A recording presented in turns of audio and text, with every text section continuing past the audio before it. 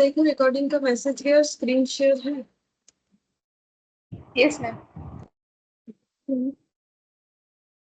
आज हम लोग ये वाला टॉपिक पढ़ने वाले हैं, लीनियर इनइक्वालिटीज। ठीक है,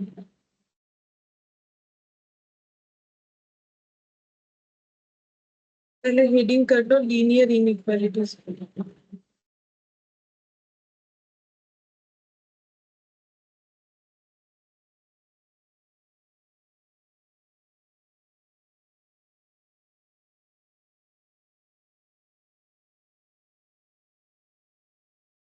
लीनियर इनइक्वालिटीज का मतलब ये हो सकता है कि इनइक्वालिटी मतलब पहले ही समझ में आ रहा है कि इक्वल नहीं है, वो होता है इनइक्वालिटी। ठीक है, अब लीनियर का मतलब क्या है? जैसे अगर हम लोग इक्वेशन देखें तो इक्वेशन अलग अलग तरीके का होता है, क्वाड्रेटिक होता है, क्यूबिक होता है, लीनियर होता है। अब लीनियर का मतलब जहां पर x का पावर 1 होगा, क्वाड्रेटिक का मतलब जहां पर x का पावर 2 होगा, क्यूबिक का मतलब जहां पर x का पावर 3 होगा, हाईएस्ट पावर। ठीक है, तो इसे डिग्री भी बोलते हैं। देखो ये जो है ये लीनियर इक्वेशन बनेगा अगर किसी इक्वेशन में x का पावर जो है 1 है। अगर x का पावर 2 है तो हम लोग बोलेंगे वो क्या बनेगा, क्वाड्रेटिक बोलते हैं इसे। ठीक है, quadratic equation, actually quadratic language जो है वो क्वाड्रेस से आया है। ये एक्चुअली इसका मतलब स्क्वायर होता है। क्यूबिक इक्वेशन, ठीक है, ये होता है क्यूबिक इक्वेशन, मतलब जिसमें x का पावर, हाईएस्ट पावर जो है वो 3 होगा। अब जैसे कि अगर हम ऐसे लिखते हैं, सपोज मैंने एक इक्वेशन लिखा 2x, हम पहले इक्वेशन समझा रहे, 2x प्लस 3 इक्वल टू 0। ठीक है, या फिर ऐसे लिखा 2x plus 3y equal to 15, suppose मैंने ऐसे लिखा, तो ये दोनों क्या बन गया, ये दोनों बन गया है हम लोगों का लीनियर इक्वेशन। ठीक है, लीनियर इक्वेशन बन गया। क्यों? क्योंकि देखो यहाँ पर भी x का हाईएस्ट पावर 1 है, यहाँ पर भी x का हाईएस्ट पावर 1, तो इसे हम लोग बोलेंगे लीनियर इक्वेशन, क्योंकि दोनों जगह पे x का हाईएस्ट पावर जो है 1 है। अब क्या दो वेरिएबल से भी लीनियर इक्वेशन बन सकता है? मतलब यहाँ x भी है, यहाँ y भी है, हाँ बिल्कुल बन सकता है, पावर 1 होना चाहिए। ठीक है, लीनियर इक्वेशन जो है दो वेरिएबल से भी बन सकता है। ठीक है, लेकिन एक ही कंडीशन है कि उसमें वेरिएबल का हाईएस्ट पावर 1 होना चाहिए। अगर कोई इक्वेशन ऐसा है 2x का square plus 5x plus 7 equal to 0 suppose, तो ये क्वाड्रेटिक इक्वेशन होगा। क्यों? क्योंकि इसमें x का हाईएस्ट पावर कितना है, स्क्वायर है, तो ये बन जाएगा क्वाड्रेटिक इक्वेशन, जो कि हमें अभी नहीं पढ़ना है। ठीक है, क्वाड्रेटिक इक्वेशन हम लोग तो अभी क्या पढ़ने वाले हैं, लीनियर पढ़ने वाले, बट इक्वेशन नहीं, इन इक्वालिटी पढ़ने वाले। इक्वेशन का मतलब क्या होता है कि left hand side right hand side दोनों बराबर होता है, तो इसे हम लोग इक्वेशन बोलते हैं। लेकिन अभी हम लोग जो पढ़ेंगे जिसमें दोनों साइड बराबर नहीं होगा, ठीक है, हम लोग लीनियर तो पढ़ेंगे। तो आई होप लीनियर का मतलब समझ में आ गया, जहां पर लीनियर का मतलब ऐसा कोई इक्वेशन, ठीक है, जिसमें x का या फिर जो भी वेरिएबल यूज हो रहा है, क्या इसमें z भी आ सकता है? बिल्कुल आ सकता है, लेकिन हाईएस्ट पावर 1 होना चाहिए। बट हमें z नहीं चाहिए, हमारे सिलेबस में x और y से ही डेटा रिलेटेड है। ठीक है, मतलब मैक्सिमम 2 वेरिएबल्स वाला है। तो अब यहाँ पर अगर हम लोग इन इक्वल का बात करें, इन इक्वल का मतलब क्या होता है? इन इक्वल का मतलब नॉट इक्वल, जो इक्वल नहीं है उसी हम लोग बोलते हैं इन इक्वल। ठीक है, जैसे 2x प्लस 3 ग्रेटर देन 7। ठीक है, तो इसका मतलब क्या हो गया कि ये 2x प्लस 3 इक्वल 7 नहीं है, 2x प्लस 3 का वैल्यू 7 से ज्यादा है। या फिर मैंने ऐसे लिख दिया 2x plus 3 greater than equal to 7। ठीक है, तो इसका मतलब 2x प्लस 3 का वैल्यू 7 के बराबर भी है और 7 से ज्यादा भी है। ठीक है, या फिर ऐसा लिख दिया 2x plus 3 less than 7, less than equal to 7, ये लिख दिया। ठीक है, तो भी हम लोग का क्या हो जाएगा, ये इन मतलब लीनियर इनइक्वालिटीज। ये जितना भी मैंने लिखा है ना, ये सभी लीनियर इनइक्वालिटीज है। लीनियर क्यों है? क्योंकि इसमें एक्स वेरिएबल यूज हुआ है एक ही, दो भी होने से चलेगा, एक्स वाई जेड भी होने से चलेगा, बट हाईएस्ट पावर 1 होना चाहिए, इसीलिए ये है लीनियर। और इनइक्वल क्यों है? क्योंकि देखो इसमें कहीं पर भी सिर्फ इक्वल साइन नहीं है। ठीक है, अगर हम लोग ऐसे लिख देते हैं 2x plus 3y greater then मान लो 9, तो भी ये लीनियर इनइक्वालिटीज कहलाएगा। 2x plus 3y greater than equal to 9, तो भी ये लीनियर इनइक्वालिटीज कहलाएगा। या फिर 2x plus 3y less then मान लो 9, या फिर 2x plus 3y less than equal to 9। तो ये सारा मैंने जो एग्जांपल दिया ना, ये किस चीज का एग्जांपल दिया? लीनियर इनइक्वालिटी का एग्जांपल। ठीक है, ये हो गया लीनियर इनइक्वालिटी। लीनियर का मतलब जहां पर जो वेरिएबल यूज हो रहा है, चाहे एक वेरिएबल यूज हो या फिर more than one variable use हो, एक्स हो एक्स वाई हो, उसमें हाईएस्ट पावर वेरिएबल का वन होना चाहिए और इक्वल साइन नहीं होना चाहिए। ग्रेटर हो सकता है, लेस हो सकता है, greater equal to less equal to ऐसा हो सकता है, तो उसे हम लोग बोलते हैं लीनियर इनइक्वालिटी। ठीक है। अच्छा, अब लीनियर इनइक्वालिटी ये जो हम लोग टॉपिक पढ़ रहे हैं, इसमें हमारा इसका एप्लीकेशन जो है कॉमर्स में कहाँ कहाँ है वो हम बताते हैं। अच्छा, सबसे पहले एक चीज बता देते हैं। देखो, जैसे ये इक्वेशन से हम लोग क्या कर सकते हैं, ये जो लीनियर इक्वेशन है ना, लीनियर इक्वेशन, इनइक्वालिटी का बात नहीं कर रहे, लीनियर इक्वेशन जो है मतलब जो इक्वल है, इसको हम लोग क्या कर सकते हैं, प्लॉट कर सकते हैं, plotted in a graph, then we get a straight line। समझाते हैं। जैसे तुम लोग 9 10 में किए होगे, ऐसा अगर हमें इक्वेशन दिया हुआ रहता है तो हम लोग ऐसे ग्राफ प्लॉटिंग कर देते हैं, एक्स वाई लिख के ऐसे ग्राफ प्लॉटिंग करते हैं। जैसे अगर यही वाला इक्वेशन देखें, अगर हम एक्स का वैल्यू 0 मानते हैं तो वाई का वैल्यू कितना आ जाएगा, ये 2 इंटू एक्स, यानी एक्स का वैल्यू 0 मानने से कितना हो गया 0, तो वाई का वैल्यू कितना आएगा, बताओ वाई का वैल्यू कितना आएगा। 9 10 में ग्राफ की हो ना, अगर एक्स का वैल्यू मैंने 0 मान लिया इस इक्वेशन में, ठीक है, ये वाला नहीं, इसमें बोल रहे हैं, तो वाई का वैल्यू कितना आएगा।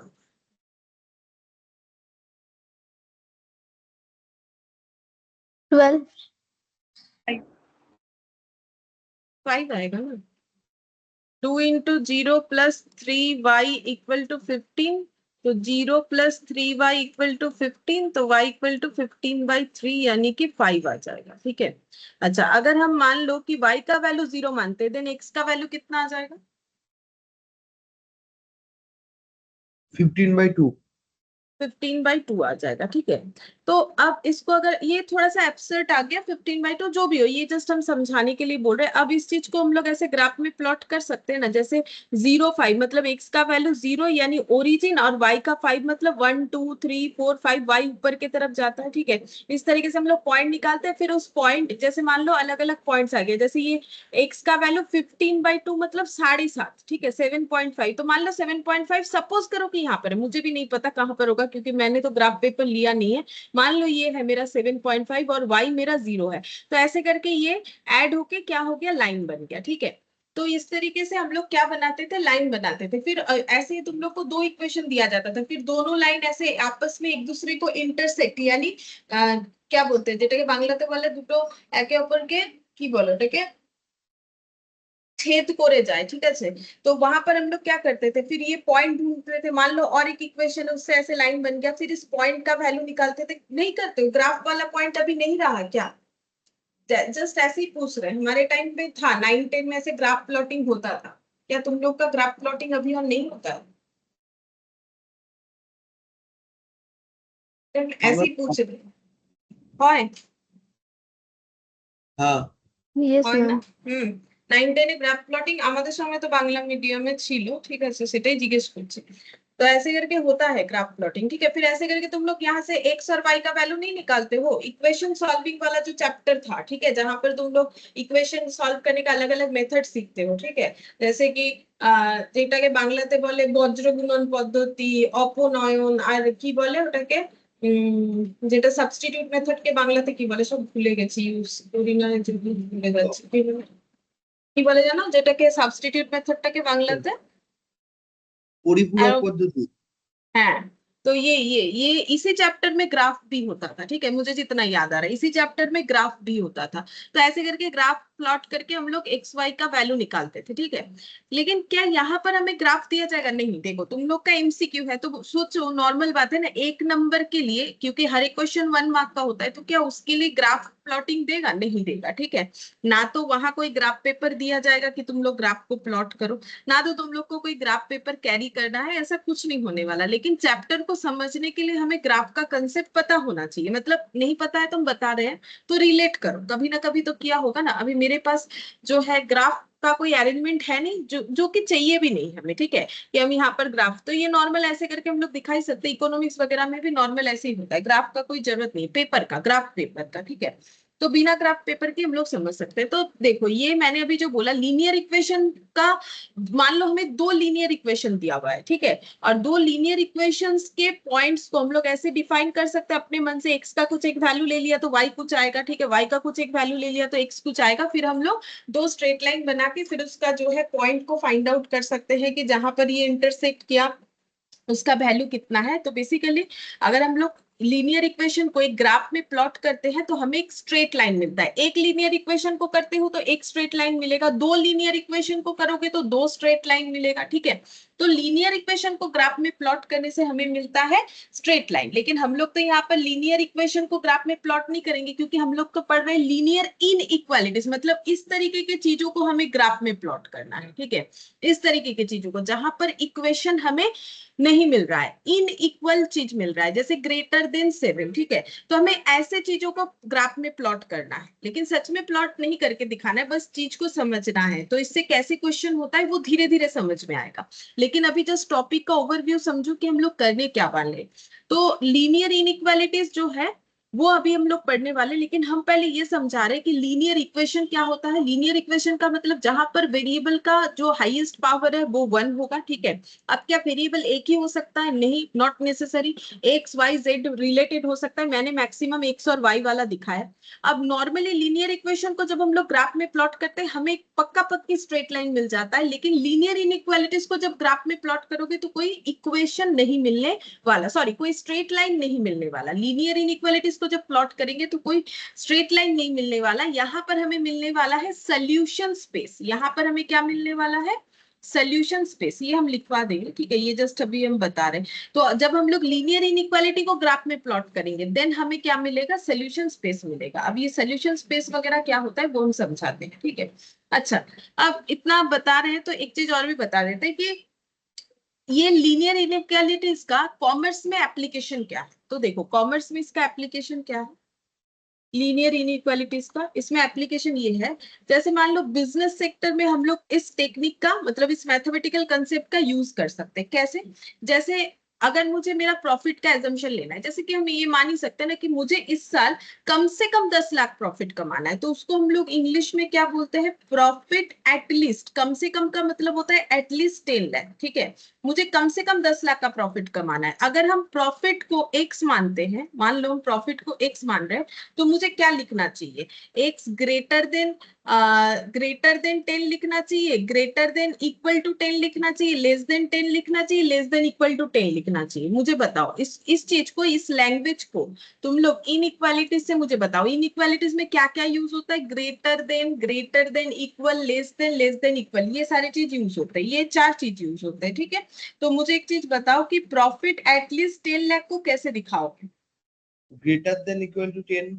हाँ, 10 lakh. Greater than equal to 10 lakh, ठीक है। क्यों? क्योंकि देखो हम लोगों ने क्या बोला है कि कम से कम मुझे 10 लाख का प्रॉफिट चाहिए, तो मेरा 10 से 11 हो गया, 12 हो गया, तो मुझे तो कोई इश्यूज नहीं है ना। तो इसीलिए हम क्या बोलेंगे? प्रॉफिट मेरा क्या होना चाहिए? 10 लाख या 10 लाख से ज्यादा। तो 10 लाख का मतलब एक्स इक्वल टू 10 लाख, और 10 लाख से ज्यादा मतलब एक्स ग्रेटर देन 10 लाख। अब दोनों चीज को जब कंबाइन करोगे तो ये आ जाएगा, ठीक है। तो ऐसे चीजों का जब हम लोग जो है इक्वेशन बनाते हैं ऐसे किसी कंसेप्ट के साथ, ठीक है, तब इस चीज का हम लोग मतलब लीनियर इनइक्वालिटीज का हम लोग एप्लीकेशन कर सकते हैं। या फिर मान लो हम लोग कोई प्रोडक्शन का काम करते हैं, मतलब हम लोग मैन्युफैक्चरर है, ठीक है, मैन्युफैक्चरर हम लोग कुछ बनाते हैं, मान लो हम लोग बनाते हैं प्रोडक्ट ए, ठीक है, प्रोडक्ट ए बनाते हैं, ठीक है।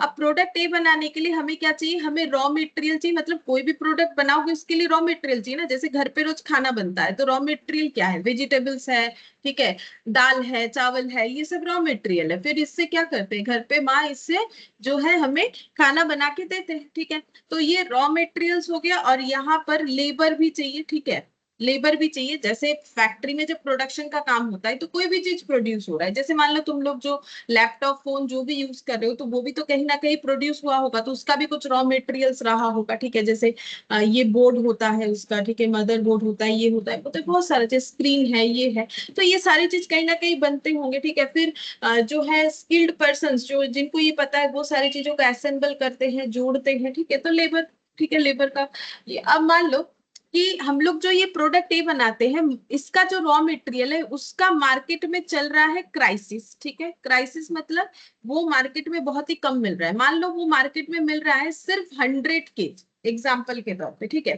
तो हमें क्या करना है, ऑप्टिमम यूज करना चाहिए इस चीज का। ऑप्टिमम यूज का मतलब होता है कि मेरे पास अगर 100 केजी, हम 100 केजी को ही बहुत अच्छे तरीके से यूज करके इसको यूटिलाइज करेंगे। जैसे मान लो, मैं एक एग्जांपल दे रहा हूँ कि मैंने बोल दिया तुम लोगों का कल एक टेस्ट लेंगे, ठीक है। अब तुम लोग सोचोगे इतने कम समय में हम लोग कैसे रेडी करें, ठीक है। तो हम क्या बोलेंगे, जितना भी समय है उसको अच्छे से यूटिलाइज करो, हो जाएगा। हम आसान सा क्वेश्चन देंगे, तुम लोग कर पाओगे। क्लास में अभी तक जो हुआ है उसी के बेसिस पे ही लेंगे।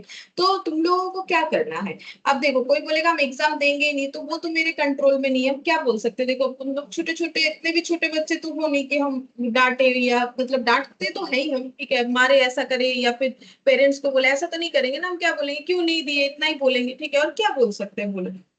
अब तुम लोग अगर एग्जाम दोगे, अब तुम लोग अगर देने का मेंटेलिटी रखते हो, तब क्या करना है, जितना भी समय तुम लोग के पास बचा है, मैंने अभी डिक्लेयर किया, क्लास खत्म होने के बाद मान लो जितना भी समय बचेगा, तुम लोग को उस समय को अच्छे तरीके से यूटिलाइज करना है, ताकि नेक्स्ट दिन जब तुम लोग टेस्ट दो तो अच्छे से दे सको, ठीक है। मतलब टाइम तुम लोग के लिए क्राइसिस हो गया क्योंकि मैंने अचानक से बोल दिया, ठीक है। फिर भी तुम लोग को उसको ऑप्टिमम तरीके से यूटिलाइज करना है। तो वही चीज यहाँ पर भी हम बोल रहे हैं कि मार्केट में रॉ मटेरियल का भले ही क्राइसिस है, लेकिन जो भी है हम उससे ही अपना प्रोडक्ट बनाने का कोशिश करेंगे, ठीक है।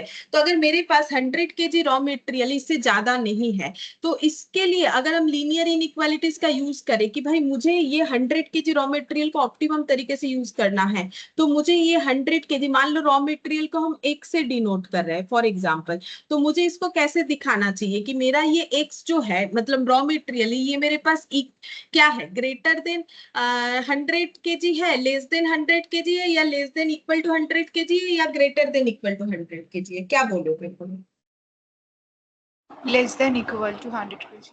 Less than equal to. Less than equal to 100 kg है, ठीक है, क्योंकि तुम लोगों के पास एक्स जो है रॉ मटेरियल, वो मार्केट में 100 केजी मिल रहा है इक्वल, और उससे कम भी मिल सकता है, लेकिन उससे ज्यादा नहीं मिल सकता है, ठीक है।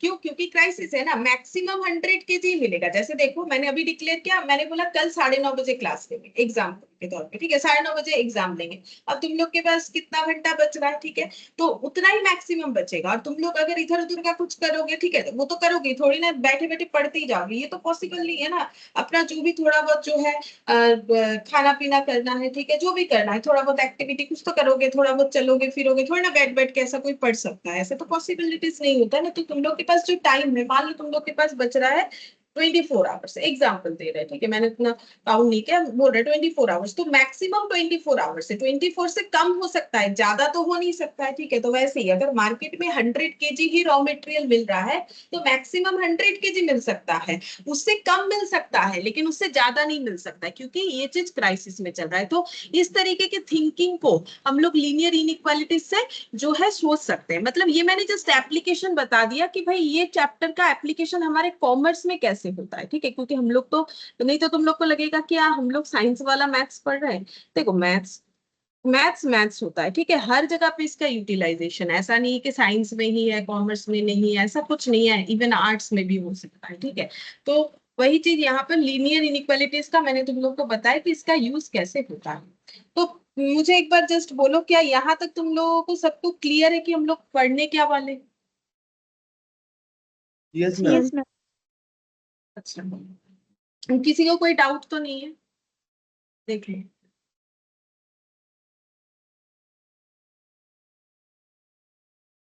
সুকৃতি বুঝতে পেরেছো, তুমি প্রথম দিন করছো তাই একটু জিজ্ঞেস করলাম। হ্যাঁ ম্যাম বুঝতে পেরেছি। अच्छा, ठीक है, ठीक है। तो देखो अब यहाँ पर लिखना है any linear function that involves an inequality sign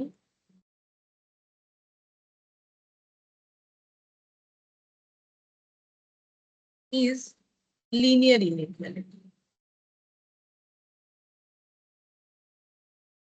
ठीक है, तो मैंने क्या लिखा है ये लिख लो। कि एनी लीनियर फंक्शन, ठीक है, फंक्शन मतलब इक्वेशन का, ये देखो ये जो भी लीनियर, ये इतना सारा लिख रखा है ना मैंने, ये सब लीनियर है, देखो इधर भी लीनियर है, लेकिन ये लीनियर इक्वेशन है, इधर वाला लीनियर इनइक्वालिटीज है। तो क्या लिखा है मैंने, एनी लीनियर साइन का मतलब होता है greater, less, greater, equal, less, equal, ये जो साइंस है, साइन है, साइन, ये जो साइन यूज होता है अगर, तो वो बन जाता है लीनियर इनइक्वालिटी। फिर नेक्स्ट यहाँ पर लिखेंगे it may be of one variable और मोर देन वन वेरिएबल, ठीक है। ये एक वेरिएबल से भी लीनियर इनइक्वालिटी बन सकता है, मोर देन वन वेरिएबल से भी लीनियर इनइक्वालिटी बन सकता है। जैसे कि देखो, ये देखो, अगर ये देखोगे तो एक वेरिएबल से लिखा, ये देखोगे तो दो वेरिएबल से लिखा, ठीक है। तो लीनियर इनइक्वालिटी एक वेरिएबल से भी बन सकता है, लीनियर इनइक्वालिटी दो वेरिएबल से भी बन सकता है, इवन तीन से भी हो सकता है, चार से भी हो सकता है, बट हमारे लिए इतना जरूरी नहीं है, हमारे लिए बस दो ही काफी है। अब यहाँ पर लिखते हैं सोल्यूशन और सोल्यूशन स्पेस, ये मैंने सोल्यूशन लिखा है, ठीक है, सोल्यूशन, तो यहाँ पर लिखेंगे the value of variables that satisfies the equation is called as solution of the equation.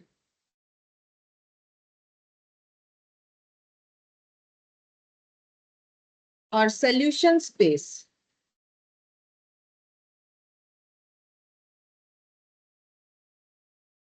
the value of the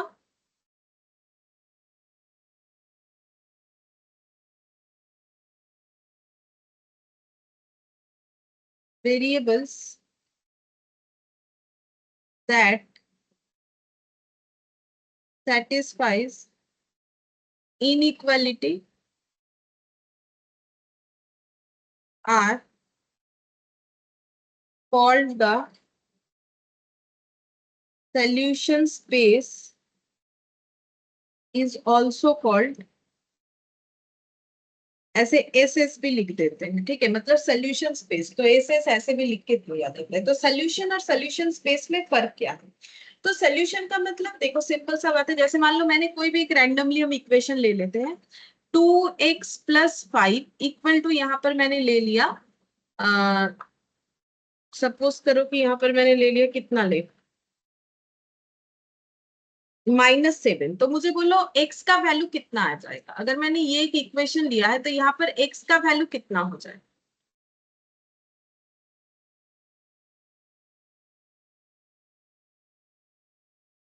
-6. -6, सही है, -6 होगा।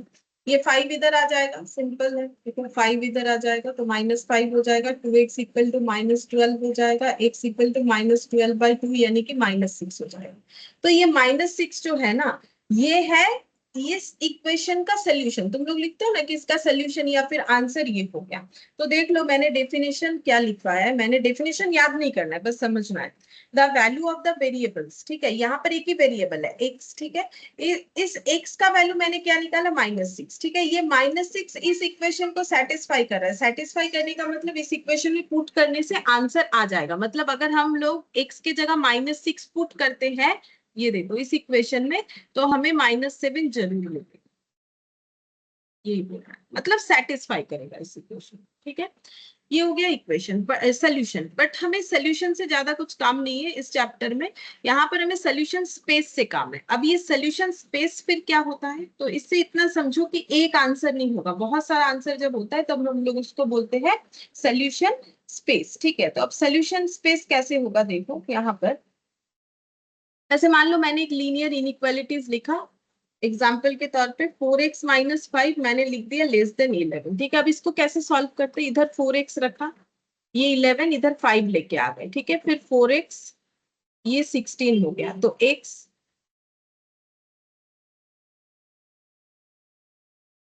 ये 4 हो गया, ठीक है। अब इस चीज को अगर मुझे ग्राफ में प्लॉट करना है तो हम लोग कैसे कर सकते हैं, तो हम तुम लोग को एक नंबर लाइन से, जो बचपन में तुम लोग नंबर लाइन कभी ना कभी सीखे होगे, तो हम उससे समझाते हैं।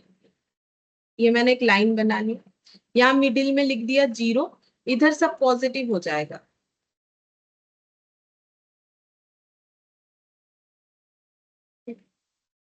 और डॉट डॉट डॉट डॉट करके यहाँ पर प्लस इन्फिनिटी तक जाता है, और इधर -1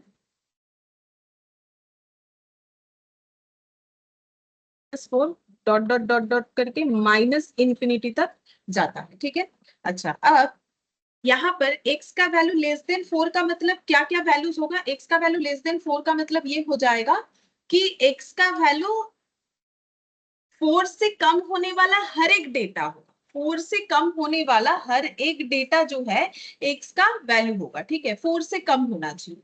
अच्छा अब देखो 4 से कम का मतलब कहां से कहां तक, अगर हम लोग इसको यहाँ पर प्लॉट करके दिखाए तो 4 कहां पर है? 4 यहाँ पर है। 4 से कम मतलब यहाँ पर हम ऐसे लाइन लगा दें, यहाँ से लेके ये देखो हम ऐसे ऐसे करके दिखाते हैं। ये जो रेड कलर से हम ऐसे गोल गोल गोल गोल कर रहे हैं,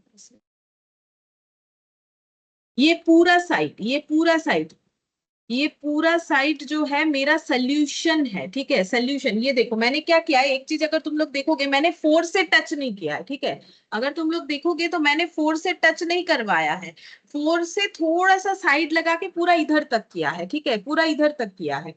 तो x लेस देन 4 का मतलब क्या हो जाएगा? x लेस देन 4 का मतलब x का वैल्यू 4 से कम होने वाला हर एक डेटा। तो 4 से कम क्या हो जाएगा? 3 2 1 0 -1 -2 -3 -4 डॉट डॉट करके माइनस इंफिनिटी पूरा।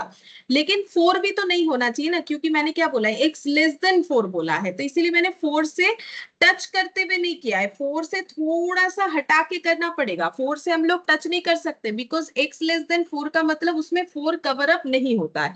तो अब ये इतने सारे जो वैल्यूज है, तो क्या ये हम लोग सिर्फ एक वैल्यू है कि सोल्यूशन बोलेंगे? नहीं, तो ये जितने भी वैल्यूज है इसे हम लोग बोलेंगे सोल्यूशन स्पेस। अब सोल्यूशन स्पेस का डेफिनेशन पढ़ो, the value of the variables, the value of the variables that satisfies inequality are called the solution space, is also called SS. अब देखो क्या ये वैल्यूज इस इक्वेशन इनइक्वालिटी को सेटिस्फाई करेगा? बिल्कुल करेगा। जैसे यहां से तुम लोग कोई भी वैल्यू पिक कर सकते हो, जैसे मैंने 1 ले लिया, ठीक है, मान लो, तो हम 1 पुट करते हैं x के जगह, -5, क्या ये लेस देन 11 होगा? चेक करते हैं, 4 -5 लेस देन 11, -1 लेस देन 11, बिल्कुल सही बात है। ठीक है, -5 लेस देन 11 ही होता है। तो यहां से तुम लोग कोई भी वैल्यू लोगे। ठीक है, जैसे अगर तुम लोग मान लो 1 और 2 के बीच में 1.5 भी तो आता है, यहाँ तो मैंने दिखाया नहीं, मान लो 1 से 2 के बीच में 1.5 भी आता है, 1.9 आता है, तुम लोग कोई भी डेटा ले लो। ठीक है, और उसको लगा के देखो, जैसे हम 4 के यहाँ पर 1.5 लगा के देखते हैं, क्या वो लेस देन 11 आएगा? चलो चेक करके देखते हैं। हम ये कैलकुलेटर नहीं लेंगे, कैलकुलेटर पे चेक करें।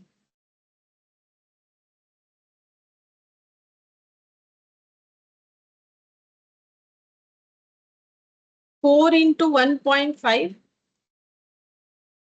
6 -5, तो 1 आ गया। ठीक है, क्या 1 लेस देन 11 होता है? बिल्कुल 1 लेस देन 11 होता है। तो मेरा कहना है कि ये तो यहाँ पर डॉट डॉट करके और भी जाएगा, उतना तो मैंने लिखा नहीं, वो पॉसिबल भी नहीं है। ठीक है, तो मेरा कहने का मतलब है, अगर यहाँ से ये पूरा रेड वाला जो लाइन देख रहे हो, ये आगे सो ऑन है, मतलब ये चलता ही जाएगा, चलता ही जाएगा। तो इधर में आने वाले जितने भी वैल्यूज है वो हम लोग कुछ भी ले लें, ये इस इनइक्वालिटी को जरूर सेटिस्फाई करेगा। और क्योंकि एक कोई वैल्यू नहीं आता, जैसे यहाँ पर एक पर्टिकुलर वैल्यू आया -6, लेकिन यहाँ पर बहुत सारे अनगिनत वैल्यूज होते हैं, तो इसीलिए इसको बोला जाता है सोल्यूशन स्पेस। ठीक है, अच्छा अब और एक सोल्यूशन स्पेस दिखाते, जैसे हम सेम इसी क्वेश्चन को दिखाते, जैसे मैंने यहाँ पर ये जो लिया ना 4x - 5 greater than equal to 11। ठीक है, ग्रेटर देन इक्वल टू 11, अब इसको अगर हम लोग सॉल्व करेंगे तो कितना आएगा?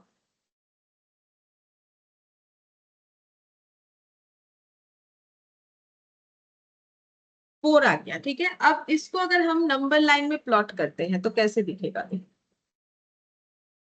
यहाँ पर मैंने लिख दिया 0 1 2 3 4 डॉट डॉट करके पॉजिटिव इंफिनिटी,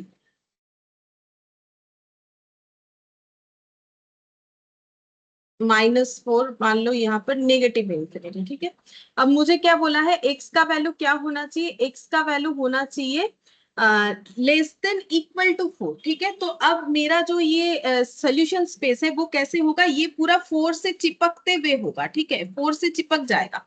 मतलब मेरे कहने का मतलब है 4 को टच करते हुए जाएगा। क्यों? क्योंकि मेरा x का value less than equal to 4 का मतलब क्या है, 4 भी है और 4 से कम होने वाले डेटा है। हाँ बोलो।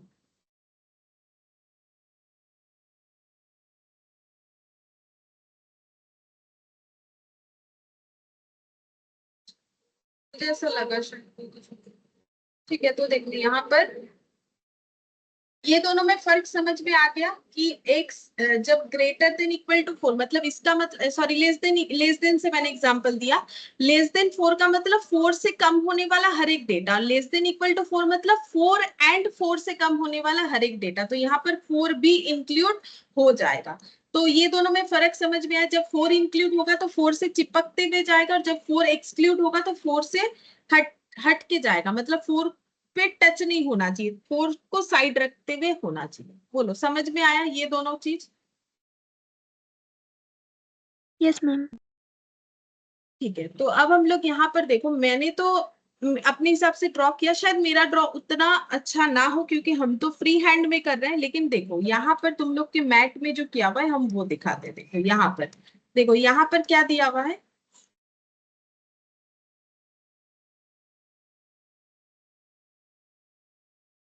यहाँ पर दिखाते हैं। ये देखो यहाँ पर अगर तुम लोग को दिखे तो ये देखो, ये x ग्रेटर देन 0 दिख रहा है, ठीक है। तो x ग्रेटर देन 0 मतलब x का वैल्यू 0 से ज्यादा, तो 0 का इधर तो सब 0 से कम है, इधर जाओगे तो 0 से ज्यादा है, ठीक है। लेकिन क्या है, ग्रेटर देन है, ग्रेटर देन इक्वल टू 0 नहीं है। तो यहाँ पर जो सोल्यूशन स्पेस बनाया गया है, अगर तुम लोग अच्छे से देखोगे तो यहाँ से यहाँ तक का जो लाइन है ना, इसका कलर अलग है। यहाँ से थोड़ा लाइन डार्क है, ठीक है, यहाँ से थोड़ा लाइन डार्क है। अगर तुम लोग अच्छे से देखोगे, बाकी जिनके पास मैट है वो मैट में देख सकते हो, जब मैट आ जाएगा तब देख सकते हो, या फिर मेरे से आज पीडीएफ ले लोगे तो वहां भी दिख जाएगा। तो ये देखो बोला है ग्रेटर देन 0, तो जो डार्क लाइन है ना वो यहाँ से दिख रहा है। देखो 0 से चिपका नहीं है, 0 से टच नहीं हुआ है, ऐसे करके यहाँ डार्क लाइन कर दिया है। तो this is the solution space, ठीक है। अब ये देखो x less than equal to 0 है। अब ये वाला देखो, ये वाला देखो, x less than equal to 0 है, ठीक है। मतलब x का वैल्यू जो है वो 0 से कम है। 0 से कम होने का मतलब इधर वाला पूरा वैल्यू, नेगेटिव वाला वैल्यू 0 से कम, लेकिन लेस देन इक्वल टू 0 है। तो जो डार्क लाइन है वो देखो 0 से चिपकते हुए है, ठीक है। ये देखो, ये यहाँ से ना लाइन डार्क है, अगर तुम लोग देखोगे इधर का लाइन लेकिन उतना डार्क नहीं है। मतलब सीधा बात हम इतना बता सकते हैं, यहाँ तुम लोग को दिखना तो चाहिए। देखो दिखता तो है, हम तो हर बार दिखाते, दिखता है। यहाँ से अगर देखोगे तो यहाँ से एक कलर अलग है, यहाँ ये जो एरो है यहाँ से यहाँ तक थोड़ा सा जो है तुम लोगों को मतलब डार्क दिखेगा डेटा, ठीक है। तो अगर मेरा लेस देन के साथ इक्वल या ग्रेटर देन के साथ इक्वल है तो इंक्लूसिव द वैल्यू हो जाएगा। जैसे ये देखो, लेस देन इक्वल टू 4 मतलब x के वैल्यू में क्या क्या आ जाएगा, x का वैल्यू हो जाएगा 4 एंड जितना भी 4 से कम डेटा होता है, ठीक है। जैसे कि 3 2 माइनस सारा डेटा हो जाएगा। लेकिन यहाँ पर x का वैल्यू क्या हो जाएगा, 3 2 या फिर जितने भी वैल्यूज जो कि 4 से कम है। यहाँ पर 4 एक्सक्लूड हो रहा है बट यहाँ पर 4 इंक्लूड हो रहा है। तो उस हिसाब से हमें ड्रॉ करना पड़ता है, ठीक है। उस हिसाब से हम लोग ड्रॉ करते हैं।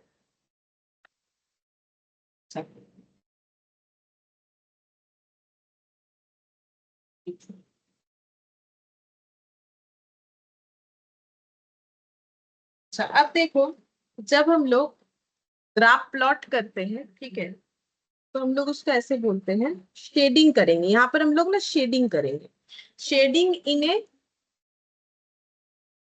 प्लेन, ठीक है। प्लेन का मतलब यहाँ पर क्या होता है, जहां टू एक्सिस का यूज होता है, ठीक है। मतलब जैसे तुम लोग बोलते हो ना एक्स और वाई, ऐसे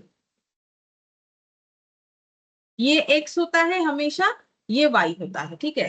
तो इसको हम लोग बोलते हैं प्लेन, ठीक है। ये जो हम लोगों ने ड्रॉ किया इसे हम लोग बोलते हैं प्लेन। इसमें टू एक्सिस का मतलब एक एक्स एक्सिस एक वाई एक्सिस हो गया, ठीक है। अब इसका देखो कोऑर्डिनेट को हम लोग कैसे समझा सकते हैं, क्वाड्रेंट, सॉरी क्वाड्रेंट को कैसे बोल सकते हैं। जैसे कि देखो ये एक्स है, इधर एक्स डैश ऐसे लिखते हैं, ये वाई है, इधर हम लोग वाई डैश ऐसे लिखते हैं, ठीक है।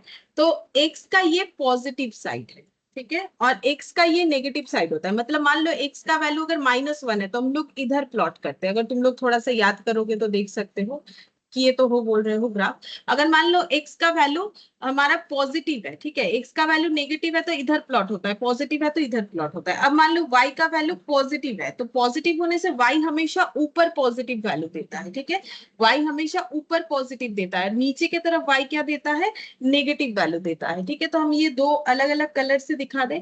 जो मेरा पॉजिटिव है उसको हम ऐसे करके दिखा रहे हैं येलो वाले कलर से, ये भी मेरा पॉजिटिव है, ठीक है, और ये भी मेरा पॉजिटिव है।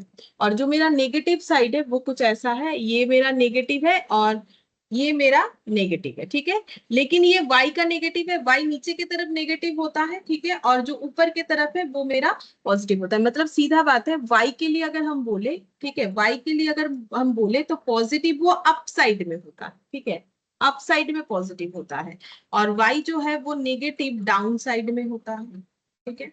और x जो है वो पॉजिटिव लेफ्ट साइड में होता है और नेगेटिव राइट साइड में होगा, कॉपी के हिसाब से, ठीक है। अच्छा, अब यहाँ पर तो हमें स्ट्रेट लाइन तो नहीं ड्रॉ करना है, इस शेडिंग करना है। तो शेडिंग कैसे होगा हम बताते हैं, बट पहले शेडिंग का रूल लिखवा देते हैं, तो वो पहले लिख लो। अगर मेरा लेस देन इक्वल टू या फिर ग्रेटर देन है, सॉरी लेस देन है, लेस देन इक्वल टू या लेस देन है, शेडिंग टूवर्ड्स ओरिजिन, पहले लिख लो। ये कुछ नहीं समझ में आएगा, ये हम समझा देंगे।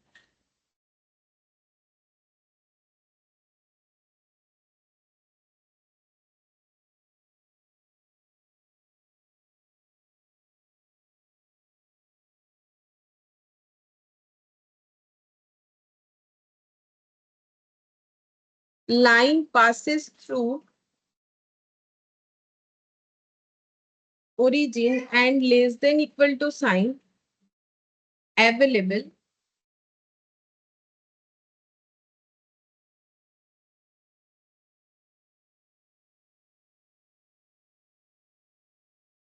shading will be below the line.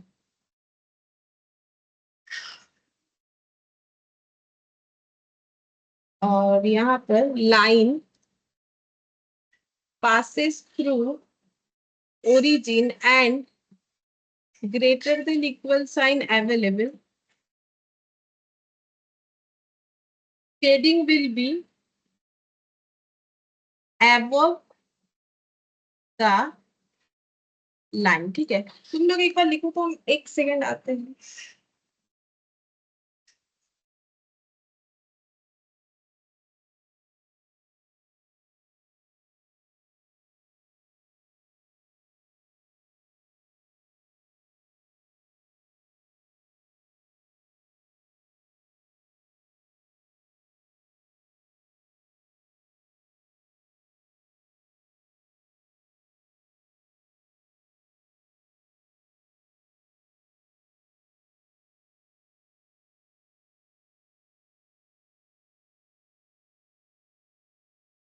ठीक है, देखो तुम लोगों ने लिख लिया होगा, तो अभी हम समझाएंगे। देखो ये कैसे करके होगा, ठीक है, मतलब ये कैसे अप्लाई करना है, मेनली तुम लोग को ये समझना है। अभी तक तो जस्ट हम एक कंसेप्ट दे रहे थे कि हम लोग पढ़ने क्या वाले हैं। तो हम लोग पढ़ने वाले लीनियर इनइक्वालिटीज, जहां पर हमें लीनियर इनइक्वल दिया जाएगा, मतलब हमें ऐसे इक्वेशन दिया जाएगा जो कि इक्वल नहीं होगा, ठीक है, इन इक्वल इक्वेशंस दिया जाएगा, वो भी लीनियर, ठीक है, जहां पर वेरिएबल का पावर 1 होगा, चाहे एक्स हो, वाई हो या जेड हो, जैसे कि हमें एक्स वाई मैक्सिमम मिल सकता है। अब इससे हमें क्या बनाना है, सोल्यूशन स्पेस बनाना है, ठीक है। तो सोल्यूशन स्पेस बनाने का एक रूल्स तो हम लोगों ने देखा कि अगर हमें ग्रेटर देन इक्वल है तो फिर हमारा सोल्यूशन स्पेस जो है वो इक्वल वैल्यू से चिपकते हुए होगा, मतलब टच करते हुए होगा। अगर नहीं है तो फिर उसको थोड़ा सा हटा के, मतलब उससे थोड़ा सा हट के होगा, ठीक है। मतलब जैसे ये 4 था, ये ग्रेट लेस देन 4 था तो 4 से नहीं चिपका, ये अगर 4 तक है तो 4 तक चिपक जाएगा, ठीक है, मतलब टच करते हुए। अब यहाँ पर हम लोगों ने पॉजिटिव और नेगेटिव देख लिया, तो ये पॉजिटिव नेगेटिव हो गया, ठीक है।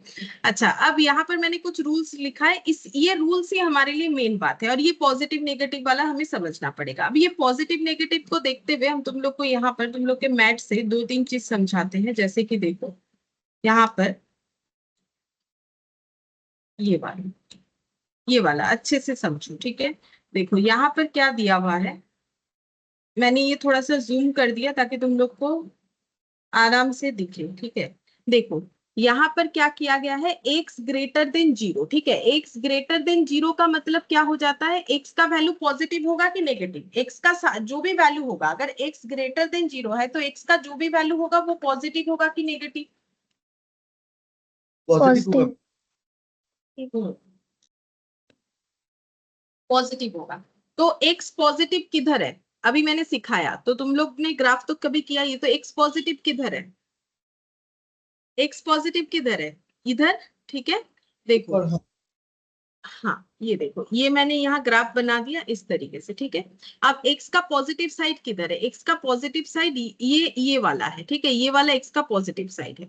अच्छा, अब x का पॉजिटिव साइड बेसिकली अगर देखें तो ये वाला है, मतलब इधर अगर मेरा x का कोई भी पॉजिटिव वैल्यू इधर, नेगेटिव वैल्यू इधर, ये वैल्यू के अकॉर्डिंग है। लेकिन जब मुझे शेड करने के लिए बोलेगा, ये शेडिंग किया हुआ है, शेडिंग का मतलब समझ में आता है, ये देखो ऑरेंज कलर से भर दिया है। तो एक्चुअली एक्स मेरा पूरा यहाँ इधर पूरा पॉजिटिव है, मतलब हम ये कहना चाह रहे हैं कि ये जो दिख रहा है तुम लोगों को, ये जो ग्राफ है ना, ये इधर एक्स पूरा इधर जो है एक्स पॉजिटिव है, ठीक है। एक सिर्फ इधर आने से नेगेटिव होगा, ठीक है। एक सिर्फ इधर आने से नेगेटिव होगा, मतलब हम ये कहना चाह रहे हैं कि एक्स तो इधर तो पॉजिटिव है ही है, इधर तो पॉजिटिव है ही, ठीक है। इधर पॉजिटिव होने का मतलब यहाँ पर भी पॉजिटिव है, और ये देखो इधर भी पॉजिटिव है, इधर भी पॉजिटिव है, अगर हम लोग शेडिंग करना चाहें, ठीक है। क्योंकि x का सिर्फ इधर नेगेटिव होता है, वही हम बता रहे हैं, ठीक है। अच्छा, अब देखो यहाँ पर जब हमें बोला है कि x ग्रेटर देन 0, तो x का सारा वैल्यू पॉजिटिव है, तो x का वैल्यू पॉजिटिव तो इधर आएगा, ठीक है, ये इधर आएगा। अब ये जब हम लोग शेड करेंगे तो x का पूरा इधर वाला पॉजिटिव हो जाएगा, ठीक है। ये साइड पूरा ही x का पॉजिटिव है शेडिंग के केस में। और क्योंकि x ग्रेटर देन 0 बोला है, ग्रेटर देन इक्वल 0 नहीं बोला है। 0 का मतलब ओरिजिन होता है, ओरिजिन तो यहाँ पर होता है ना, जहां पर ये ऐसे क्रॉस होता है, ये ओरिजिन होता है। तो ये ओरिजिन से टच नहीं किया है, क्यों नहीं किया है, क्योंकि x का वैल्यू 0 नहीं है। अब जैसे ही देखो इसमें इक्वल 0 यहाँ आ गया, ये वाले ड्रॉ में देखो equal then greater than equal 0 हो गया। तो ग्रेटर देन 0 का मतलब x का सारा वैल्यू पॉजिटिव, और इक्वल का मतलब उसमें 0 भी इंक्लूड हो गया। 0 मतलब ओरिजिन, इसीलिए देखो ये जो ड्रॉ किया है ना, ये पूरा इस लाइन से टच करते हुए है। देखो इस लाइन में और इसमें गैप है, बट इसमें कोई गैप नहीं। क्यों गैप होगा भाई, गैप तो नहीं होगा ना, क्योंकि जब मेरा 0 है, इंक्लूडेड 0 है, तो मुझे 0 को कवर करना है। तो 0 को कवर करने का मतलब ओरिजिन से टच करते हुए जाना है, ठीक है। तो ओरिजिन से टच करते हुए गए, ठीक है। अच्छा, अब अगर x greater then 0, y greater then 0, ये वाला शेडिंग ऐसे क्यों हुआ, देखो समझो। x ग्रेटर देन 0 का मतलब x का positive value, y greater then 0 का मतलब y का पॉजिटिव वैल्यू। लेकिन मुझे दोनों को कंबाइनली एक ही ग्राफ के अंदर दिखाना है, ठीक है। मेरा बात सुनो, दोनों को एक ही ग्राफ में मुझे कंबाइनली दिखाना है। अब मुझे एक चीज बोलो, x ग्रेटर देन 0 मतलब x का शेडिंग ये वाला, ठीक है, ये ऐसे, ये पूरा शेडिंग x का, ये ग्रेटर देन 0, ठीक है। क्योंकि ग्रेटर इक्वल तो नहीं है कि हम ओरिजिन से टच करेंगे, मतलब हम ये कहना चाह रहे हैं ये वाला ड्रॉ, ठीक है।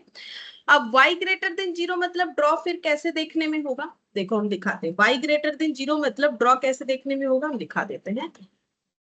कहाँ दिखाए, यहाँ दिखाते हैं, देखो ये ऐसे हो गया y ग्रेटर देन 0। पहला बात है y मेरा किधर पॉजिटिव है, y मेरा इधर पॉजिटिव है, ऊपर के साइड पॉजिटिव है, ठीक है। y अगर मेरा ऊपर के साइड पॉजिटिव है तो y का शेडिंग अगर हम लोग करेंगे, क्योंकि y इधर पॉजिटिव है, इधर के तरफ नेगेटिव है, तो y का पूरा शेडिंग यहाँ पर हो जाएगा, ठीक है। अब क्योंकि सिर्फ ग्रेटर देन 0 बोला है, तो फिर जो है ओरिजिन से टच नहीं होगा। ये ओरिजिन है, ठीक है, ये ओरिजिन है, तो ये ऐसे बने, ऐसे, इसको अगर हम ऐसे ऐसे भर देते हैं, ठीक है, ऐसे। जैसे x ग्रेटर देन 0 मतलब ये x का ये वाला, एक्चुअली x का ये क्वाड्रेंट और ये दोनों ही x के लिए पॉजिटिव होता है, ये रीजन है, ठीक है, दोनों ही x के लिए पॉजिटिव होता है। और y के केस में ये अप वाला पूरा पोर्शन, ये अप वाला पूरा पोर्शन जो है हम लोग का पॉजिटिव, देखो मैंने वही लिख पाया है, देखो y के लिए अप पोर्शन पूरा पॉजिटिव है, अप का मतलब हो गया ये पूरा अप पोर्शन, ठीक है, ये पूरा पॉजिटिव है। और x के लिए लेफ्ट पोर्शन पूरा पॉजिटिव है, ठीक है, लेफ्ट पोर्शन पूरा पॉजिटिव है। तो अब देखो y के लिए पूरा y ग्रेटर देन 0, ठीक है। अब क्योंकि ग्रेटर देन इक्वल नहीं बोला है तो मैंने ओरिजिन से टच नहीं करवाया। अब मुझे एक ही ग्राफ के अंदर दोनों चीजों को दिखाना है, मुझे ये वाला ग्राफ और ये मैंने जो हैंड से ड्रॉ किया, ये दोनों ग्राफ को मुझे एक ही जगह पे दिखाना है ताकि हम ये चीज को समझा पाए। कौन सा? y ग्रेटर देन 0 और x ग्रेटर देन 0। अब इसमें ये कैसे समझा सकते हैं, क्योंकि मुझे दोनों का कॉमन स्पेस लेना है। तो मुझे बोलो ये वाले ड्रॉ में और मैंने जो ड्रॉ किया उसमें कॉमन जगह कौन सा है, मतलब जो जगह x को भी बिलोंग कर रहा है y को भी बिलोंग कर रहा है, वो जगह कौन सा, मतलब लेफ्ट राइट करके बता सकते हो? राइट साइड का ऊपर वाला हिस्सा। हाँ ये वाला, ठीक है, ये वाला मेरा कॉमन पोर्शन है। देखो ये जो इधर दिख रहा है ये सिर्फ y में है, ये ओनली y को बिलोंग करता है, और ये देखो ये ओनली x को बिलोंग कर रहा है, ठीक है, ये y में नहीं है। लेकिन ये जो पोर्शन देख रहे हो ये x में भी आ रहा है y में भी आ रहा है, तो इसीलिए ये वाला ड्रॉ किया है। बोलो समझ में आ गया? ड्रॉ नहीं करने देगा, जस्ट कंसेप्ट के लिए बोलो मेरा बात समझ में आया कि कैसे ड्रॉ हुआ है यहाँ पर?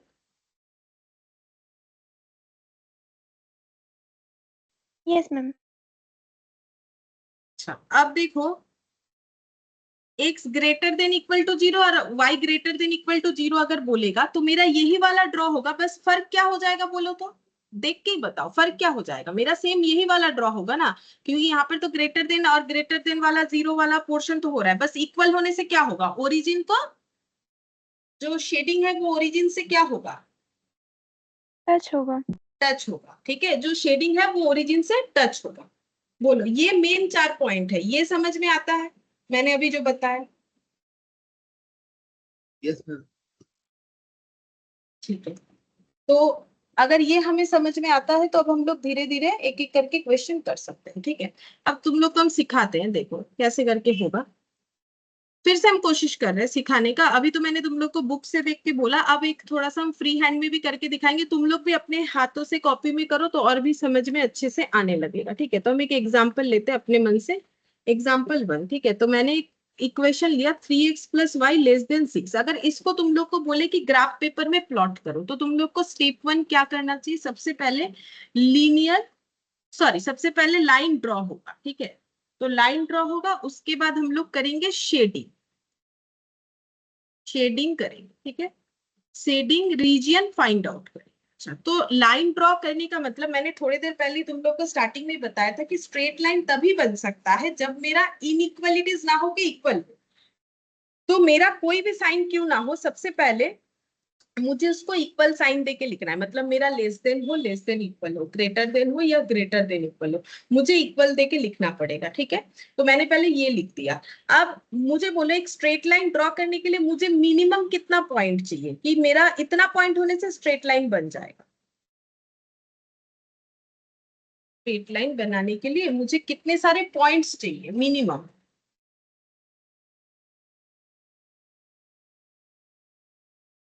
2 points. 2 पॉइंट्स चाहिए ना।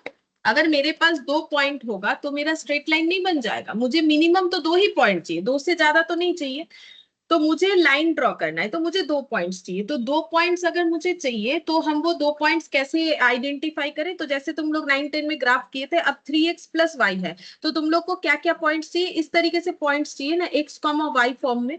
तो हम लोग क्या करेंगे, एक बार x को 0 मानेंगे, एक बार y को 0 मानेंगे, ताकि हमारा आंसर जो है आसानी से निकल के आए, मुझे इधर उधर का कोई भी वैल्यूज नहीं लेना चाहिए। तो अगर हम पहले बार x को 0 मानेंगे तो इस इक्वेशन के अकॉर्डिंग y कितना आएगा? 6। y आ जाएगा मेरा 6, ठीक है। अच्छा अब ऑपोजिटली मुझे y को 0 मानना है, ये सबसे आसान तरीका है, एक बार x को 0 माना, एक बार y को 0 माना। उसके बाद अगर कुछ एब्सर्ट वैल्यू आता है, हाँ लिखते हैं, अगर कुछ एब्सर्ट वैल्यू आता है तो बात अलग है, ठीक है। अभी एब्सर्ट वैल्यू तो नहीं आ रहा है, देखो मैंने x को 0 माना, y 6 आ गया, y को 0 मान लिया तो x मेरा कितना आ जाएगा 2 आ जाएगा। कैसे? हाँ, ये देखो y में 0 पुट करो, 3x इक्वल टू 6 हो गया, तो x इक्वल टू 6/3 यानी 2 हो जाएगा। ठीक है, अब ये बन गया। अब बोलो मेरा दो कोऑर्डिनेट क्या हो गया, यहाँ पर क्या हो जाएगा 0,2 x,y लिखते हैं ना, और यहाँ पर क्या लिखेंगे, इसको क्या लिखेंगे बोलो? मैम 0,2 तो नहीं होगा, हाँ 0,6 0,6 होगा। हाँ सही है, गलत बोल दिया मैंने। हाँ 0,6 और दूसरा वाला 2,0 नहीं तो 6,0 ना, ना 2,0 ओ 2,0। अच्छा हाँ x,y होगा, सॉरी इधर मैंने x लिखा है। हाँ ये देखो, ये वाला एक और ये वाला एक पेयर है ना, क्योंकि हम लोगों ने 0 पुट करने पे 6 मिला, 0 पुट करने पे 6 मिला, और 2 पुट करने पे 0 मिला, या फिर ऑपोजिटली बोलेंगे तो 0 पुट करने पे 2 मिला। तो ये हमें x,y फॉर्म में लिखना चाहिए, तो वो हम लोगों ने लिख दिया। अब हम इसका ग्राफ प्लॉटिंग करेंगे। देखो फ्री हैंड से उतना अच्छा तो नहीं होगा, बट हम करके दिखा रहे हैं। देखो तुम लोग भी अपने, तुम लोग के पास स्केल वगैरह है तो अपने कॉपी में स्केल से कर सकते हो, बल्कि नेसेसरी नहीं है, हाथों से भी कर सकते हो। तो मेरे पास क्या क्या पॉइंट है, मेरे पास 0 है, और देखो मेरे पास x के रेस्पेक्ट में देखे तो मिनिमम 0 है, मैक्सिमम 2 है, और y के रेस्पेक्ट में देखे तो मिनिमम 0 और मैक्सिमम 6 है। ठीक है, तो हम ऐसे करके लिखते हैं, ये 0 है। ठीक है, यहाँ पर मैंने 2 ले लिया, फिर गैप में हम 2 2 का ले रहे हैं। अगर 0 से 2 है तो 2 के बाद क्या लेंगे, 4 ले लेते हैं, 4 के बाद क्या ले, 6 ले लेते हैं, 6 के बाद क्या लेना चाहिए, 8 ले लेते हैं, क्योंकि मैंने गैप ऐसे लिया। ठीक है, इधर भी सेम लेना पड़ेगा। तो ये हो गया अंदाजे से। ठीक है, ये सब मतलब जो डिस्टेंस है वो सेम सेम होना चाहिए, बट उसके लिए तो ग्राफ पेपर चाहिए, लेकिन हम अंदाजे से कर रहे हैं। तो ये हो जाएगा 4 6 और ये हो जाएगा 8। ठीक है, अब प्लॉट करते हैं। चलो, तो सबसे पहला पॉइंट है 0,6। 0 मतलब x0, x0 मतलब ये वाला वैल्यू, 6 मतलब ये वाला। ठीक है, तो इसका मतलब ये वैल्यू हो जाएगा 0,6, ये वाला पॉइंट से होता है। अच्छा, फिर है 2,0, तो x2 और y0, तो y0 मतलब ये वाला, तो ये वाला पॉइंट हो जाएगा। अब मुझे क्या करना है, ये दोनों पॉइंट से एक स्ट्रेट लाइन ड्रॉ करना है, क्योंकि मुझे 2 पॉइंट तो मिल गया। अब ये दोनों पॉइंट से अगर हम स्ट्रेट लाइन ड्रॉ करेंगे तो कैसे होगा, ये पॉइंट और ये पॉइंट को मिलाना पड़ेगा। अब स्केल होता तो बेटर होता, हम कोशिश करते हैं कि मेरा ये 2 पॉइंट मिल जाए।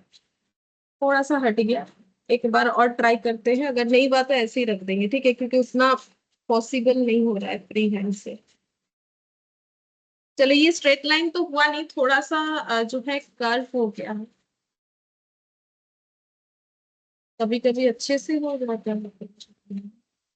चलो बेटर है, ये बन गया। ठीक है, अब अब कैसे क्या हो गया, अब हम लोगों ने स्ट्रेट लाइन बना लिया। अब हमें क्या करना है, अब हमें शेडिंग करना है। ठीक है, देखो लाइन ड्रॉ हो गया, अब हमें शेडिंग करना है। शेडिंग कैसे करेंगे, शेडिंग करने का मतलब ऐसे भरना है। ठीक है, तो हम भरने की जगह क्या करेंगे पता है, हम भरने की जगह ये चीज फॉलो करेंगे, ये ऐसे करके दिखाएंगे। ठीक है, क्योंकि भरना पॉसिबल नहीं है ना, उसके लिए कलर जो है मोटा वाला कलर चाहिए, उससे हो जाएगा, मेरे पास अवेलेबल है आई थिंक इससे, लेकिन दिखेगा नहीं अच्छा, तो हम लोग ना ऐसे नॉर्मल शेडिंग करके ही दिखाएंगे। ठीक है, तो अब शेडिंग कैसे होगा, तो ये था मेरा 3x + y <6 था। अब मैंने जो वो तुम लोग को लिखवाया ना, ठीक है यहाँ पर, तो अब मुझे बोलो कि यहाँ पर जो 3x + y मैंने जो इक्वेशन लिया उसके हिसाब से शेडिंग किधर होना चाहिए, ये पढ़ के तुम लोग को बताना है। बोलो शेडिंग किधर होना चाहिए, क्योंकि मेरा इक्वेशन है 3x + y <6 है, तो लेस देन का रूल्स क्या है, उससे कम। नहीं यहाँ पर बोलो, ये देख के बोलो कि लेस देन के हिसाब से शेडिंग का रूल्स क्या है। Shading towards origin.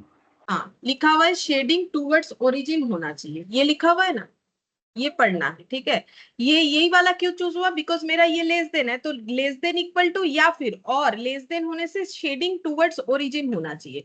तो अब हम शेडिंग करेंगे, तो मेरे इस ड्रॉ में ओरिजिन कहाँ है, ये वाला मेरा ओरिजिन है, बोलो हाँ कि ना, ये ओरिजिन है कि नहीं, 0 0 ही तो ओरिजिन होता है। हाँ ठीक है, तो अब टूवर्ड्स मतलब ओरिजिन के तरफ। ठीक है, और एक एवे लिखा हुआ है मतलब ओरिजिन से उल्टा, तो ओरिजिन के तरफ, तो ओरिजिन का तरफ कौन सा है, ये या फिर ये, मतलब रेड वाला एरो कि पीला वाला एरो, ओरिजिन के तरफ वाला एरो कौन सा है। तो हम पूछ रहे ऐसे करके, क्योंकि इसके अलावा मेरे पास कोई ऑप्शन है नहीं पूछने का, तो हम ऐसे पूछ रहे हैं। तुम लोग बोलो ओरिजिन के तरफ येलो वाला कि रेड वाला। हाँ बोलो। ये लो। YOLO. हाँ, पीला वाला जो कलर से एरो बना है वो ओरिजिन के तरफ है, मतलब तुम लोग को शेडिंग किधर डालना है, इधर डालना है। तो हम ये देखो शेडिंग दिखाते हैं, ठीक है। अब शेडिंग मैंने ये रेड वाला कलर लिया ताकि अच्छे से दिखे, ये ठीक है। अब क्या शेडिंग इतना सा ही होना चाहिए? नहीं नहीं, ये पूरा ऐसे जाएगा, ठीक है। लेकिन अब उतना ड्रॉ करना मेरे लिए पॉसिबल नहीं है और हमें करना भी नहीं है, ठीक है। ये जस्ट समझने के लिए काफी है, ठीक है। ये हो गया शेडिंग। तो अब यही चीज तुम लोग के बुक में भी किया हुआ है, तुम लोग देख सकते हो। मेरा ड्रॉ अगर उतना अच्छा नहीं है तो तुम लोग यहाँ देख सकते हो, सेम इक्वेशन से मैंने करके दिखाया, ठीक है। ये तो ऐसे होगा, तो तुम लोग को वो रूल्स याद रखना है कि शेडिंग किधर होगा। अच्छा, अब ये शेडिंग हो गया। अब इस शेडिंग के नीचे जितने भी पॉइंट्स है, इस शेडिंग के तरफ, मतलब हम इसको ऐसे लिख देते हैं यहाँ पर एक स्टार लगा के, all points below shaded region. ये रीजियन हो गया, क्योंकि एक पूरा रीजियन हो गया ना, कोई एक चीज नहीं, इसीलिए इसे शेडेड रीजियन बोलते हैं। below the shaded region is solution space, ठीक है। मतलब ये जो रेड कलर को कवर करते हुए जितने भी जगह है, ठीक है, जितने भी उस जगह पे पॉइंट्स, कोई भी पॉइंट्स हमें मिल जाए तो बोल रहा है वो मेरा सोल्यूशन स्पेस होगा, solution space of this inequality. इस इनइक्वालिटी का सोल्यूशन स्पेस होगा। अब सोल्यूशन स्पेस का मतलब क्या था कि जिससे कोई भी पॉइंट उठा के अगर हम लोग इसमें पुट करेंगे तो हमारा आंसर मैच हो जाना चाहिए। अब देखो मेरे पास ग्राफ पेपर नहीं है, अगर ग्राफ पेपर होता तो यहाँ यहाँ यहाँ यहाँ जितने भी पॉइंट हम लोग आराम से निकाल सकते, क्योंकि ग्राफ पेपर में तो छोटा छोटा स्क्वायर बना हुआ रहता है। बोलो निकाल सकते थे कि नहीं निकाल सकते? देखते ही तो निकाल सकते थे। ग्राफ पेपर में तो छोटा छोटा स्क्वायर बॉक्स बना हुआ रहता है ना, तो निकाल सकते थे कि नहीं निकाल सकते थे? मान लो ये पॉइंट का वैल्यू कितना है, तो ऐसे काउंट करके नहीं निकाल सकते थे? या फिर ये पॉइंट का वैल्यू कितना है, या फिर ये पॉइंट का वैल्यू कितना है, या फिर ये पॉइंट का वैल्यू कितना है? बोलो ग्राफ पेपर देखते तो निकाल सकते कि नहीं निकाल सकते थे? फाइंड आउट कर पाते ना? हाँ मैम। Yes ma'am. ठीक है। तो अब यहाँ पर हम ये कहना चाह रहे हैं, यहाँ मेरे पास ग्राफ पेपर तो नहीं है, चलो कोई बात नहीं, मेरे पास ग्राफ पेपर नहीं है, लेकिन हम ऐसा कोई वैल्यू लेते हैं जो मुझे दिख रहा है। जैसे इस सोल्यूशन स्पेस में मेरा क्या वैल्यू आ रहा है, मेरा देखो वैल्यू 0,4 भी तो आ रहा है, ये वाला वैल्यू भी तो मेरे सोल्यूशन स्पेस में आ रहा है। तो ये 4y का वैल्यू है, तो इसमें x का वैल्यू, ये पॉइंट अगर लेना है तो मेरा x 0 होगा। ये पॉइंट को अगर हम बताएं तो इस पॉइंट में मेरा कोऑर्डिनेट क्या है, x 0 है, y 4 है, ठीक है। तो मैंने ऐसा कोई पॉइंट तो यहाँ नहीं लिया था, तो मेरे सोल्यूशन स्पेस में मैंने एक पॉइंट लिया 0,4, जो मुझे फ्री हैंड में ड्रॉ करने के बाद दिख रहा है 0,4, ठीक है। क्या ये वाला पॉइंट पुट करने से मेरा ये इनइक्वालिटी सेटिस्फाई होगा? चलो देखते हैं। x का वैल्यू 0 पुट करते हैं, y का वैल्यू 4 पुट करते हैं, क्या ये लेस देन 6 होगा? तो ये देखते हैं, ये मेरा हो जाएगा 4 लेस देन 6 हो रहा है। देखो सेटिस्फाई हुआ कि नहीं हुआ? मतलब हम ये कहना चाह रहे हैं, ये जो रेड कलर के रीजियन के अंदर जितने भी पॉइंट्स बिलोंग करेंगे ना, वो सभी इस इनइक्वालिटी को सेटिस्फाई करेंगे। अब तुम लोग को बहुत ज्यादा इंटरेस्ट अगर होता है तो एक ग्राफ पेपर खरीद के करके देख ही सकते हो, एक सिंपल सा एक पेज ले सकते हो, बड़ा बड़ा पेज मिल जाता है, ठीक है। या फिर आजकल तो लैपटॉप वगैरह में भी किया जा सकता है, मतलब जो कि है ग्राफिंग वगैरह, तो वहां पर भी कर सकते हो ग्राफ पेपर का यूज करके, ठीक है। ये लिखने वाले बोर्ड्स में भी ग्राफ का अरेंजमेंट होता है, बट इसमें आई थिंक नहीं है, ठीक है। तो ये इस तरीके से, तो बाकी हमें जरूरत नहीं है, ठीक है। बस इतना समझो कि ये जो रेड कलर जहां जहां तक शेडिंग जाएगा, शेडिंग पूरा ऐसे करके इधर पूरा आता रहेगा, लेकिन उतना कोई करके नहीं दिखाता है, वो पॉसिबल भी नहीं है। तो ये शेडेड रीजन के अंदर जो भी वैल्यू ले लोगे ना x, y फॉर्म में, तो जैसे ये 4 लिया तो 4y का वैल्यू है तो 0 हो जाएगा। तो इसी तरीके से अब हम चाहे तो 2 भी ले सकते हैं, लेकिन 0 2 तो ऑलरेडी मेरा लिया हुआ है, इसीलिए हम नहीं ले रहे, ठीक है। तो अगर तुम लोग कोई भी वैल्यू लेके देख सकते हो इस शेडेड रीजन के अंदर, वो सारा इस इनइक्वालिटी को सेटिस्फाई करेगा, मतलब इसका सोल्यूशन स्पेस होगा, ठीक है। इनइक्वालिटी यहाँ पर स्पेलिंग करेंगे। बोलो यहाँ तक क्या हम बता पाए कि क्या करना है हमें? समझ में आ रहा है? और एक दिखाएंगे उसके बाद। अच्छा, अब देखो जैसे मैंने मान लो लिखा एक equation x minus y less than equal to -2, ठीक है। अब जब ऐसा इक्वेशन रहेगा तो हमें क्या करना है, मैंने पहले क्या बोला, सबसे पहले हमें इक्वल कर देना है, जो भी इनइक्वालिटी रहेगा उसे इक्वल कर देना है। लेकिन अगर मेरा एक भी कोफिशिएंट नेगेटिव हुआ, ठीक है, तो यहाँ पर मेरा कोफिशिएंट कितना है, ये 1 है, इसमें भी 1 है, कुछ नहीं लिखा हुआ मतलब 1 है। तो कौन सा कोफिशिएंट नेगेटिव है, एक्स का कि वाई का? वाई। वाई, ठीक है। तो रूल्स ये होता है इनइक्वालिटी के केस में ड्रॉ करने का कि मुझे कोई भी जो है कोफिशिएंट को नेगेटिव नहीं रखना है। तो अगर मुझे नेगेटिव नहीं रखना है तो हम इसे पॉजिटिव कैसे कर सकते हैं, तो हम दिखाते हैं, देखो ऐसे करना है पॉजिटिव। तो मुझे y से प्रॉब्लम है, तो हम y को अगर इधर ट्रांसफर कर देंगे, ये देखो हम पहले ऐसे कर रहे हैं, मुझे ऐसे करना चाहिए, तो मैंने 2 को इधर ले लिया और y को इधर ट्रांसफर कर दिया, ठीक है।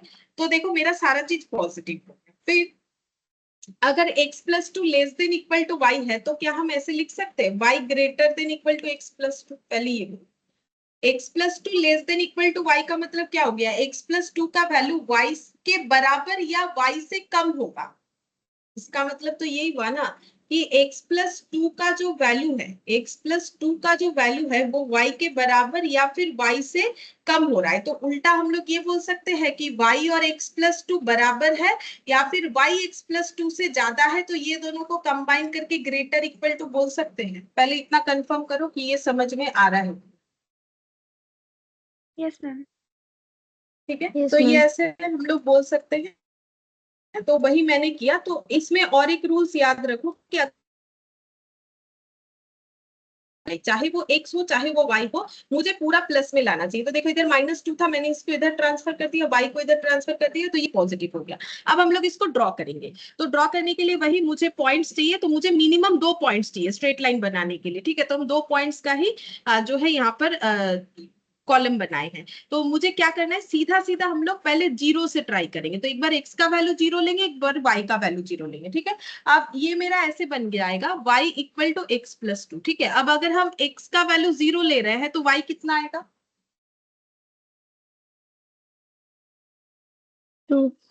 2. ठीक है। 2. हाँ, और y अगर हम 0 ले रहे हैं तो X2. मेरा x2 आ जाएगा। अच्छा, ठीक है, मैंने एक एक चीज थोड़ा सा गलत बता दिया, रुको, एक थोड़ा रेक्टिफाई करना है। ये सब ठीक है, इसमें कोई इश्यूज नहीं है, ये ठीक है। बट ये मुझे यहाँ नहीं करना है, इसमें 2 रूल्स अप्लाई होगा, रुको। एक तो पहला बात है कि मुझे कोफिशिएंट को पॉजिटिव करना है, ये तो मैंने बता दिया। तो स्टेप 1 लिखेंगे, all coefficient be positive, positive होना चाहिए। तो मैंने सारे कोफिशिएंट को पॉजिटिव कर दिया, एक्स और वाई का, ये ठीक है। लेकिन ये मुझे एक्चुअली ड्रॉ करने के लिए चाहिए, लेकिन मुझे तो 2 स्टेप में करना है, एक लाइन ड्रॉ, एक शेडिंग करना है रीजन को। तो ऑल कोफिशिएंट पे पॉजिटिव, ये कब नेसेसरी है, ये नेसेसरी है रीजन को शेडिंग करने के लिए, ठीक है। मतलब फिर से बता रहे हैं कि मुझे सारे कोफिशिएंट को पॉजिटिव करना है, और ये जो है ये मुझे नीड कब होगा, जब हम लोग शेडिंग करेंगे, when we start to shade region, ठीक है। जब हम लोग रीजियन को शेड करना स्टार्ट करेंगे, ठीक है, या फिर when we start to shade, ठीक है, जब हम लोग शेड करना स्टार्ट करेंगे तो हमें सारे कोफिशिएंट देख लेने चाहिए पॉजिटिव है कि नहीं, ठीक है। लेकिन शेडिंग करने के पहले तो लाइन ड्रॉ करना होता है, ठीक है। शेडिंग करने के पहले लाइन ड्रॉ करना होता है। तो लाइन ड्रॉ का रूल्स क्या है, अगर कोई कोफिशिएंट 0 है तो लाइन ड्रॉ में कोई रूल्स नहीं है, कोफिशिएंट 0 बोल रहा है, कोफिशिएंट माइनस हो या प्लस हो, इससे कोई प्रॉब्लम नहीं है, ठीक है। तो अब सबसे पहले मुझे तो करना है लाइन ड्रॉ, तो इसको तुम लोग कर दो स्टेप 2, ठीक है। और यहाँ पर स्टेप 1 में क्या करना है, यहाँ पर स्टेप 1 में हमें क्या करना है, लाइन ड्रॉ करने के लिए जो भी इनइक्वालिटी दिया हुआ रहेगा उसे सिंपल इक्वल कर देना है, ठीक है। अब प्लस हो या माइनस हो नहीं देखना है, प्लस माइनस है कि नहीं वो इस पे इंपैक्ट डालेगा। तो मैंने थोड़ा सा दोनों को मिला के बोल दिया था, ये मेरे से थोड़ा गलत हो गया, तो तुम लोग वो चीज दिमाग से हटा दो, ठीक है। हम फिर से बोल रहे हैं, सबसे पहले ये मेरा क्वेश्चन है, ठीक है, ये मेरा क्वेश्चन है x minus y less than equal to -2। तो मैंने सबसे पहले इसे इक्वल कर दिया। इक्वल करने के बाद अब हम यहाँ पर कोऑर्डिनेट जो है वो फाइंड आउट करेंगे। तो अगर हम x का वैल्यू 0 ले रहे हैं तो y कितना आएगा, मुझे एक बार बताओ। x का वैल्यू अगर 0 ले रहे हैं तो y कितना आएगा? 2 आएगा 2. मैम। 2, और अगर y 0 लेंगे तो x कितना आ जाएगा? x2 आ जाएगा। -2 आ जाएगा। हाँ, -2 आ जाएगा। -2 आ जाएगा। ये हो गया, ये स्टेप 1 हो गया। अब हम लोग इसको स्ट्रेट लाइन बनाएंगे। तो स्ट्रेट लाइन कैसे बनेगा? सिंपल ऐसे करके हम लोगों ने ये बना लिया एक्सिस, ठीक है। अब यहाँ पर हम पॉइंट्स कैसे लेंगे? तो ये देखो, क्योंकि मेरा नेगेटिव वैल्यू भी है तो हम इसको इधर भी इंक्रीज कर लेते हैं। क्यों? क्योंकि x का नेगेटिव वैल्यू है, x का इधर नेगेटिव वैल्यू होता है। मेरा हाथ थोड़ा सा ऐसे, ये शायद थोड़ा स्ट्रेट हुआ है, ठीक है। अच्छा, अब देखो यहाँ पर हम ऐसे लेते हैं, अगर ये मेरा ओरिजिन है, ये मेरा 0 है, ठीक है, इसमें तो कोई प्रॉब्लम नहीं है, ये मेरा 0 है।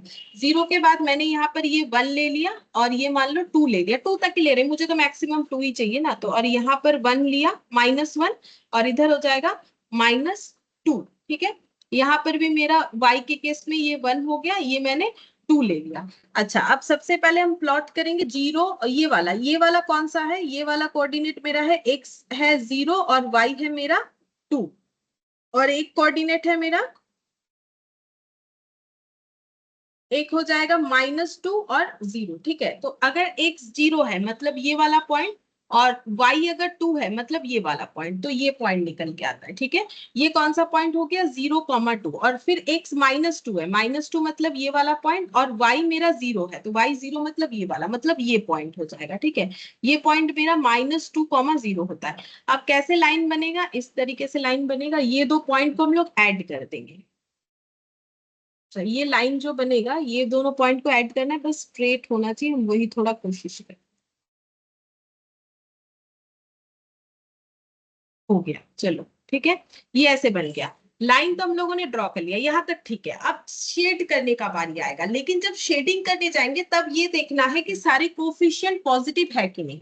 तो दिख रहा है कि कोफिशिएंट पॉजिटिव नहीं है y का, तो मुझे y का कोफिशिएंट पॉजिटिव करना है। तो जो मैंने दिखाया थोड़ी देर पहले कि क्या करना है, ये मैंने फिर से रीराइट किया था ये वाले चीज को, फिर मैंने इस तरीके से ऐसे करके इसको पॉजिटिव कर दिया। तो मेरा इक्वेशन क्या निकल के आ गया? y greater than equal to x plus 2, ठीक है। तो मेरा ये वाला equation greater than equal to वाला बन गया। अब ग्रेटर देन इक्वल टू होने से मुझे कहाँ शेडिंग करना चाहिए? तो मैंने जो लिखवाया वो तुम लोग पढ़ के मुझे बताओ कि ग्रेटर देन इक्वल टू होने से शेडिंग किधर होना चाहिए, क्या लिखा हुआ? Away from origin. Away from origin, ये देखो लिखा हुआ है शेडिंग एवे फ्रॉम ओरिजिन, ठीक है। तो यहाँ पर इस ड्रॉ में ओरिजिन कहाँ है? ओरिजिन तो ये वाला है, ठीक है। अब ये रहा लाइन, तो हम फिर से दो कलर लेते हैं एरो का, एक मैंने इधर वाला ले लिया ग्रीन कलर से, एक मैंने रेड कलर से ले लिया। तो बोलो एवे फ्रॉम ओरिजिन कौन सा एरो हमें डिनोट कर रहा है, ग्रीन की रेड? ग्रीन। Green.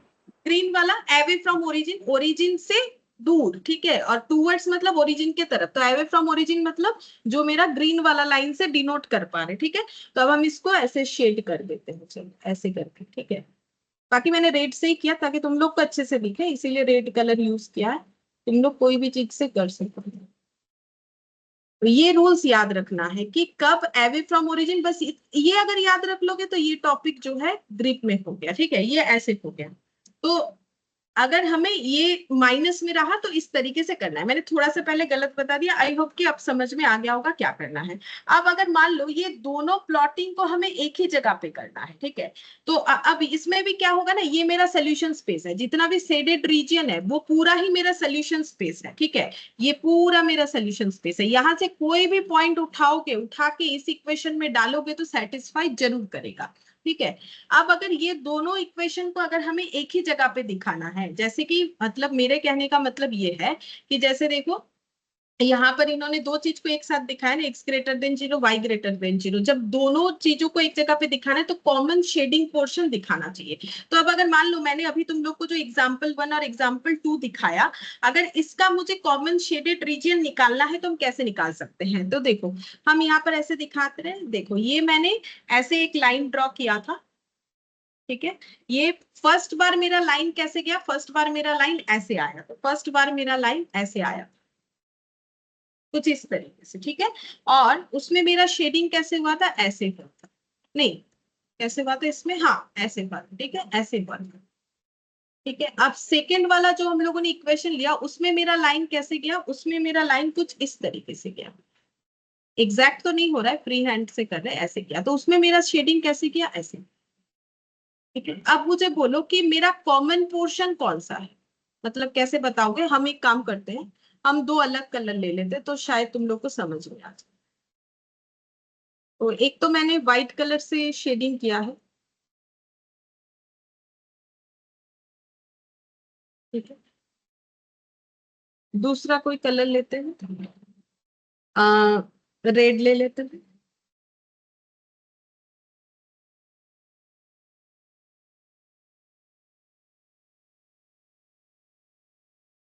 तो ये दोनों लाइन को मैंने ड्रॉ कर दिया कि एक मेरा ऐसे हुआ था, एक मेरा ऐसे हुआ था। तो मुझे बोलो कि मेरा कॉमन पोर्शन इन दोनों में कौन सा है, बता सकते हो। मैम तो कुछ पॉइंट के हिसाब से देखा जाए तो 2 से लेके 6 तक मतलब वो कॉमन पोजीशन रहेगा। हाँ, लेकिन मुझे पॉइंट नहीं, मुझे सिर्फ यह शेडिंग के हिसाब से बता दो। शेडिंग के हिसाब से मतलब चलो हम इसका भी कलर कर देते हैं। मुझे बोलो कि कौन सा जगह देख के तुम लोग को लग रहा है कि भाई ये मेरा कॉमन पोर्शन है। और जो y के बीच में जहाँ से रेड और ग्रीन दोनों लाइन क्रॉस हाँ, हाँ, जहां दोनों कलर मिक्सड अप हुआ है ना, जहां रेड और ग्रीन अपने आप को क्रॉस करते हुए किया, ये वाला पोर्शन, यही हाँ बोलना चाह रहे हो ना। हाँ, ये वाला हाँ पोर्शन, मतलब हम इसको दूसरे कलर से दिखा देते, ये ब्लू ब्लू कलर से दिखा देते। तो ये मेरा कॉमन शेडेड रीजन हो गया। अगर कोई पूछे कि इन दोनों का कॉमन शेडेड रीजन क्या है, तो बोलो यहाँ तक समझ में आया कि कैसे हो रहा है। Yes ma'am. चलो अब एग्जाम्पल 3 और एक लेते हैं। तो मैंने एक इक्वेशन लिया, मान लो 2y less than equal to x, ठीक है। तो अब इसका मुझे जो है शेडिंग करना है। तो सबसे पहले क्योंकि सारा कोफिशिएंट पॉजिटिव है, तो इसमें तो एक ही रूल्स है, पहले इक्वल कर दो फिर एक्स वाई पुट करो। तो मुझे क्या करना है, एक बार x जीरो लेना है, एक बार y जीरो लेना है। तो सबसे पहले तुम लोग x जीरो लो, तो y कितना आ जाएगा,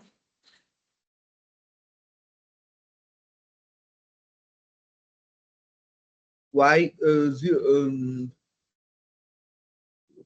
नहीं नहीं ठीक, नहीं 0/2 ठीक से सोच।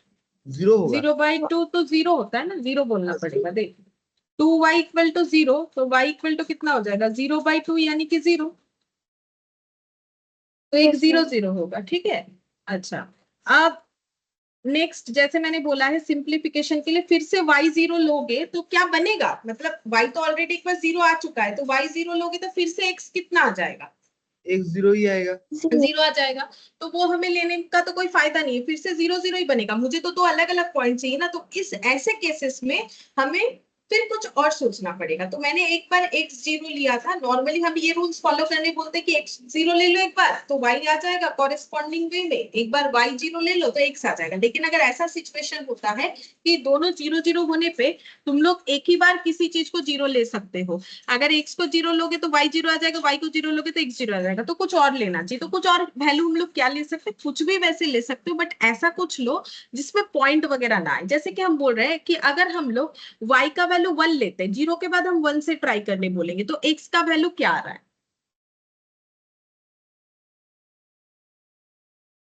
y अगर 2. जीरो नहीं ले सकते, हाँ, तो हम 1 लेने के लिए बोल रहे हैं, तो x का वैल्यू 2 आ रहा है, ठीक है। लेकिन मान लो मैंने y का वैल्यू 1 लिया और x का वैल्यू मान लो हाफ आता, अगर आता तो हम लोग वो अवॉइड करते, ठीक है। हमें ऐसा वैल्यू लेना है जिसमें हमारा ड्रॉ सिंप्लीफाइड हो, ठीक है। तो ये अब हम ड्रॉ करके दिखाते हैं।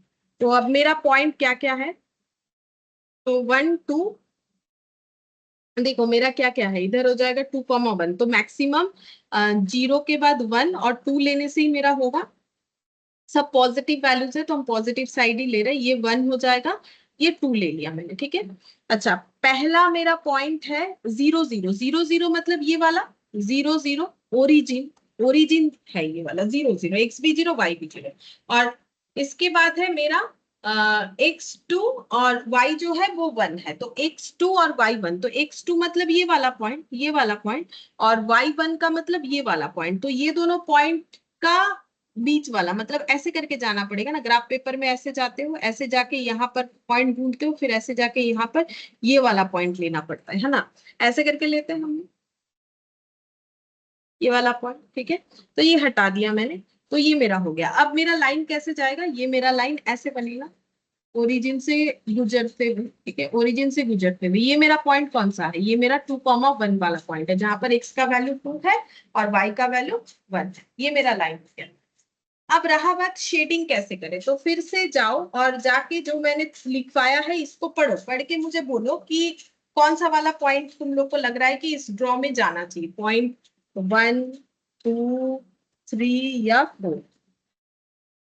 Point 1. नहीं, पूरा पढ़ के देखो।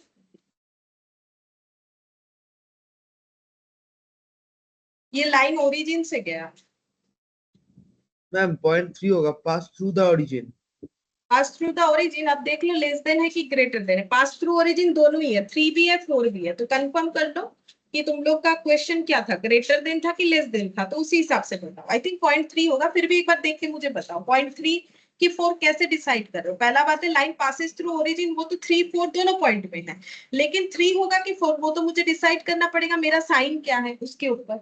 तो मेरे क्वेश्चन में साइन क्या है, लेस देन इक्वल टू, तो मुझे कौन सा वाला लेना चाहिए। Ma'am greater than equal to like, हाँ बोलो 3 होगा कि 4 होगा, बोलो। 3 होगा मैम।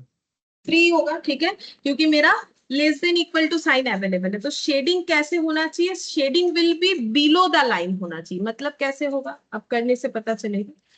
शेडिंग जो है बिलो द लाइन होना चाहिए, तो ये लाइन है, ये लाइन है ब्लू वाला, तो इसका नीचे वाला पोर्शन कौन सा है, ये बिलो है कि ये बिलो है। मतलब अब इसको अलग अलग कलर से दिखाते, तो मुझे बोलो, ये मैंने 2 कलर से लिखा, तो मैंने इधर भी बी लिखा इधर भी बी लिखा, तो बिलो कौन सा है, लाइन का बिलो मतलब क्या हो जाएगा, जो पीले वाले कलर से दिखा है वो, या फिर जो रेड वाले कलर से दिखा रहे वो। बिलो मतलब क्या होता है, नीचे की ये तरफ ना, तो येलो वाला, ठीक Hello. है। हाँ, तो बिलो मतलब इधर, तो इसका मतलब शेडिंग इधर है।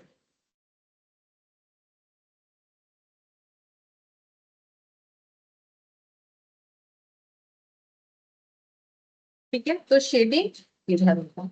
और इस शेडेड पोर्शन में जितना भी हमारा मतलब सोल्यूशन जितना भी हमारा वैल्यूज है, वो सारा हमारा सोल्यूशन स्पेस होगा। मतलब इसमें अगर पुट करोगे तो कुछ ना कुछ आंसर आ ही जाएगा, ठीक है, कुछ ना कुछ आंसर आ ही जाएगा। जैसे कि ये देखो, ये 1 है, ठीक है, और ये तो 0 से 1 है, तो ये बीच का कुछ और वैल्यू होगा, ये पुट करके देख सकते हो आ रहा है कि नहीं, कुछ भी पुट करो जरूर आएगा, ठीक है। अच्छा, अब इतना काफी है फ्री हैंड में हमें समझने के लिए कि हम लोग कैसे करके शेडिंग वगैरह करते हैं। लेकिन एग्जाम में क्या शेडिंग करने देगा, मैंने पहले ही बोला, देखो एग्जाम में शेडिंग वगैरह करने नहीं देगा, हमें शेडिंग का क्वेश्चन दिया हुआ रहेगा, हमें आंसर करना पड़ेगा। वो हम लोग कैसे कर सकते हैं, तो वो हम दिखा रहे हैं। कैसा क्वेश्चन, 1 मार्क का क्वेश्चन रहेगा।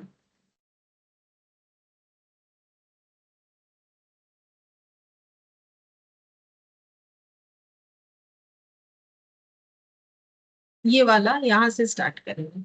ये क्वेश्चन देखो इतना तक है, ये 5th नंबर क्वेश्चन। थोड़ा सा इसको जूम आउट करते हैं। ये देखो, ये 5th वाला क्वेश्चन क्या बोला है, बोला है कि the graph to express the inequality x plus y less than equal to 9। तो बोल रहा है x plus y less than equal to 9 से कौन सा ग्राफ बना हुआ है। ऑप्शन ए सही है, ऑप्शन बी सही है, ऑप्शन सी सही है, ऑप्शन डी सही है, मतलब नन ऑफ दिस। तो कैसे पता करेंगे, तो सबसे पहला हम लोग इस तरीके से करेंगे, हम दिखा देते हैं, देखो क्या करना है, कैसे करके आंसर दे सकते हैं। सबसे पहले जैसे ही मुझे दिया है x plus y less than equal to 9, तो मुझे करना चाहिए x plus y equal to 9, और मुझे क्या करना चाहिए, ग्राफ में 2 वैल्यूज ले लेना चाहिए स्ट्रेट लाइन ड्रॉ करने के लिए। तो मैंने क्या सीखा है, एक बार x0 लो, एक बार y0 लो। तो अगर x0 लिया तो y कितना आएगा, बोलो। 9. 9। 9. और अगर हाँ, और अगर y0 लिया तो x कितना आएगा, 9। 9, ठीक है। तो मेरा 2 पॉइंट होगा, ठीक है, एक क्या है 0,9 और दूसरा क्या है 9,0। अब इसको हम यहाँ प्लॉट करेंगे, ये देखो ग्राफ बना लिया मैंने। तो ये मेरा 0 है, तो इसके बाद हम सीधा ये 9 ही ले लेते हैं। मतलब यहाँ पर मान लो 1 2 3 4 5 6 7 8 9 है, और यहाँ पर भी मैंने एक अंदाजे से 9 ले लिया। तो मेरा 2 पॉइंट है, एक बार x0 है y9 मतलब ये वाला, और एक बार मेरा x9 है और y0 है मतलब ये वाला। तो अगर हम लाइन बनाएंगे तो मेरा लाइन ऐसा होना चाहिए, ठीक है। हो गया। अब मेरा बोला है लेस देन इक्वल टू 9, तो लेस देन होने से शेडिंग किधर होना चाहिए, तो मेरा ये ओरिजिन वाला नहीं है, तो तुम लोग बोलो 1 2 3 में से कौन सा आंसर होगा, पहले ये बताओ 1 2 3 में से कौन सा होगा। 1. Shading to origin. हाँ टूवर्ड्स ओरिजिन, ठीक है, टूवर्ड्स या एवे ये बोलना है 1, ठीक है, सही आंसर हमारा 1 है। तो टूवर्ड्स ओरिजिन होगा, तो ओरिजिन के तरफ मतलब किधर करें ये बताओ, ओरिजिन के तरफ मतलब किधर करें, ये मैंने एरो, ये तो दिखेगा नहीं, पता है यहाँ पर दूसरा कलर दिखना थोड़ा मुश्किल है। फिर भी टूवर्ड्स ओरिजिन मतलब तुम लोग मुझे ये बताओ, ये वाला पहला वाला जो मैंने ड्रॉ किया या सेकंड वाला जो ड्रॉ किया, किधर होगा। Second. हाँ Second वाला. सेकेंड वाला, ठीक है, तो इधर हो जाएगा टूवर्ड्स ओरिजिन का मतलब ये है, ठीक है, तो मेरा ये ग्राफ होना चाहिए। अब इसमें से कौन सा वाला ग्राफ ये है, वही मेरा आंसर होगा, तो मुझे बोलो कौन सा मेरा आंसर होगा। First. Option A. Option A होगा। देखो सी क्रॉस कर दो, क्यों, क्योंकि सी में देखो, अब ये तो मैंने तुम लोग को सिखाया, तो मैंने ऐसे करने बोला, बट ये नहीं करके भी हम लोग आंसर दे सकते थे, ये ड्रॉ नहीं करके। कैसे, सी को तुम लोग को पहले क्रॉस लगा देना चाहिए, क्यों, क्योंकि इसमें कोई शेडिंग ही नहीं है, बट शेडिंग तो होना चाहिए, तो इसका मतलब मेरा आंसर ए बी या डी में से कोई एक होगा। तो पहला बात है, देखो अगर लाइन का बात हो तो ये भी 0 9 से जा रहा है, ये भी 0 9 से जा रहा है, तो ए और बी दोनों में जो स्ट्रेट लाइन ड्रॉ है वो दोनों में सही है, बस शेडिंग का फर्क है। अब मेरा अगर लेस देन इक्वल टू है तो ये शेडिंग मेरा सही है, ये तो अवे फ्रॉम ओरिजिन हो गया, तो ये क्रॉस लग गया, तो मेरा आंसर ए हो जाएगा। तो ऐसे करके देना है, फिफ्थ का आंसर ए। तो मतलब तुम लोग को बस इतना ही करना है, मतलब इतना कुछ सिखा दिया। अब तुम लोग सोचोगे कि इतना कुछ सीखने का जरूरत था भी कि नहीं, इसीलिए जरूरत था ताकि आसानी से तुम लोग आंसर दे सके, ठीक है। तो भी का आंसर क्या हो जाएगा, भी का आंसर हम लोग का ए हो जाएगा, ठीक है। अगर हम लोग ये इतना कुछ ना सीखते तो इतने आसानी से थोड़ी ना बोल सकते थे। तो ये पहला वाला टाइम इन्वेस्टमेंट हमारे अच्छे से सीखने के लिए है, बाकी तो क्वेश्चन इस तरीके से रहे। अच्छा, फिर नेक्स्ट देखते हैं, नेक्स्ट कौन सा वाला करेंगे, 5 के बाद हम लोग ये वाले में आ जाते हैं, next 6 number. The graph to express the inequality 5x plus 3y जो है ग्रेटर देन इक्वल टू 30, ठीक है। हम फिर से ऐसे लिखेंगे 5x plus 3y equal to, मैंने 30 कर दिया। अब x और y ले लेते हैं, एक बार x का वैल्यू 0 लेंगे तो y कितना, y का वैल्यू 0 लेंगे तो x कितना, बताओ कितना होगा।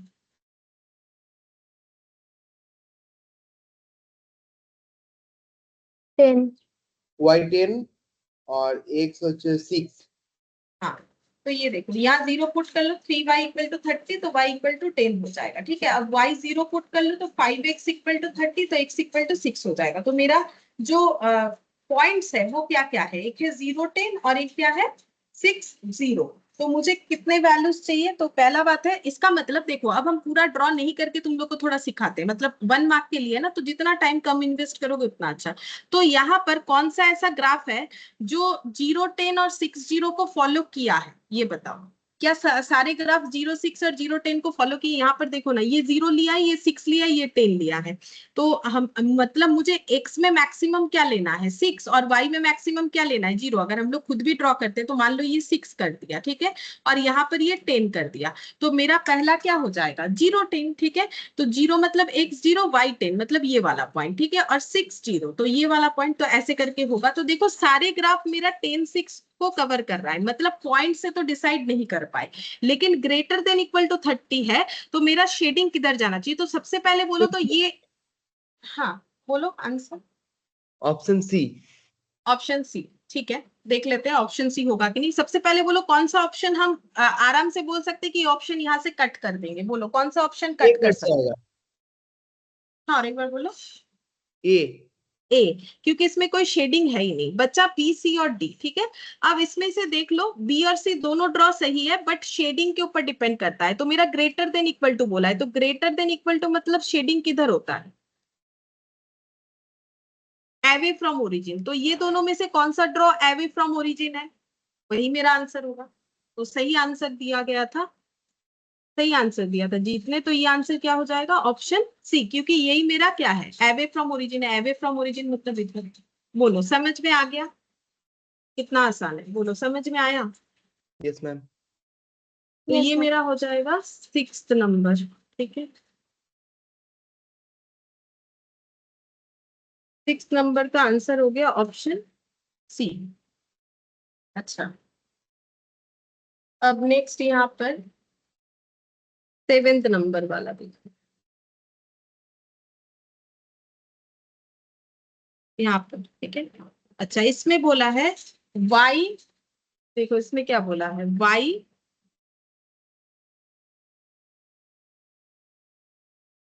Less than equal to half x. तो मुझे क्या करना है, y equal to half of x. ठीक है, अब पॉइंट्स ले लो x और y। तो हम पहले x0 लेंगे फिर y0 लेंगे। तो x0 लेने से y कितना आएगा, 0. 0.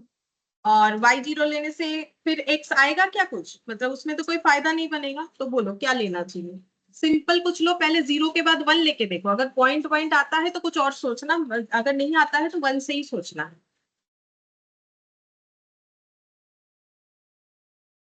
y1 लेते हैं तो x कितना आ जाएगा, 2. ठीक है। एक बार x एज्यूम करना है, एक बार y। पहले x एज्यूम करते हैं 0 और उसके बाद y एज्यूम करते हैं 0। तो x एज्यूम किया 0 तो y 0 आया। बट जब y एज्यूम 0 करने गए तो देख रहे x तो फिर से 0 आ जाएगा। तो y 1 एज्यूम कर लिया। y अगर 1 हो जाएगा तो ऐसा बना ना 1 इक्वल टू x बाई 2। अब क्रॉस मल्टीप्लीकेशन कर लो तो x इक्वल टू 2 हो गया। ठीक है, अच्छा अब इसको ग्राफ में प्लॉट करेंगे। तो मेरा क्या क्या वैल्यू है, एक तो 0 0 है, ये ओरिजिन। ठीक है, और एक है नहीं, हाँ एक 0 0 है। ठीक है, एक 0 0 वाला पॉइंट है और दूसरा है 2,1। ठीक है, तो 2,1 मतलब हम मान लेते हैं ये मेरा 2 है। ठीक है, और ये 1 है, 1 2। ठीक है, यहाँ पर ये 1 और ये 2। ठीक है, तो x मेरा 2 है और y मेरा 1 है, मतलब ये वाला पॉइंट। ठीक है, अभी शायद मैंने ऐसा एक ड्रॉ भी किया था। तो ये एक ओरिजिन वाला, तो ये ऐसा हो जाएगा। तो ये मेरा कौन सा ड्रॉ है, ये मेरा पासिस फ्रॉम ओरिजिन वाला ड्रॉ है। तो पहले मुझे बोलो ये चारों ऑप्शन से कौन से ऐसे ऑप्शंस है जो हम लोग हटा सकते हैं कि भाई ये मेरा आंसर कभी भी नहीं हो सकता। Option A. ऑप्शन ए हट जाएगा बिकॉज ये लाइन ऐसे ड्रॉ होना चाहिए। और एक आंसर है जो नहीं होगा, देख के ही लग रहा है ये ड्रॉ ऐसा और एक जगह पे है जो कि ऐसा ड्रॉ नहीं होके कुछ और तरीके से ड्रॉ हो सकता है। C. सी, ये भी हट जाएगा क्योंकि ये तो नीचे की तरफ है, ऐसा ड्रॉ होना ही नहीं चाहिए। ड्रॉ मेरा ऐसा होना चाहिए। तो ये दोनों ड्रॉ सही है, लेकिन शेडिंग देखो किसमें सही है। तो अगर लेस देन इक्वल टू है, लाइन पासेस फ्रॉम ओरिजिन, तो क्या होना चाहिए, लाइन पासेस फ्रॉम ओरिजिन और शेडिंग का मेरा लेस देन इक्वल टू है। तो फिर कौन सा होगा, shading will be below the line कि अबव द लाइन, देख के बताओ। तुम लोग को कॉपी देख के बताना है नीचे। तो बिलो द लाइन, तो बिलो द लाइन मतलब कौन सा वाला सही है, फिर कौन सा लाइन के नीचे है, बिलो पोर्शन में है। डी। Option टी, ये है ना बिलो द, ये है बिलो द लाइन। तो ये हो जाएगा। ठीक है, चलो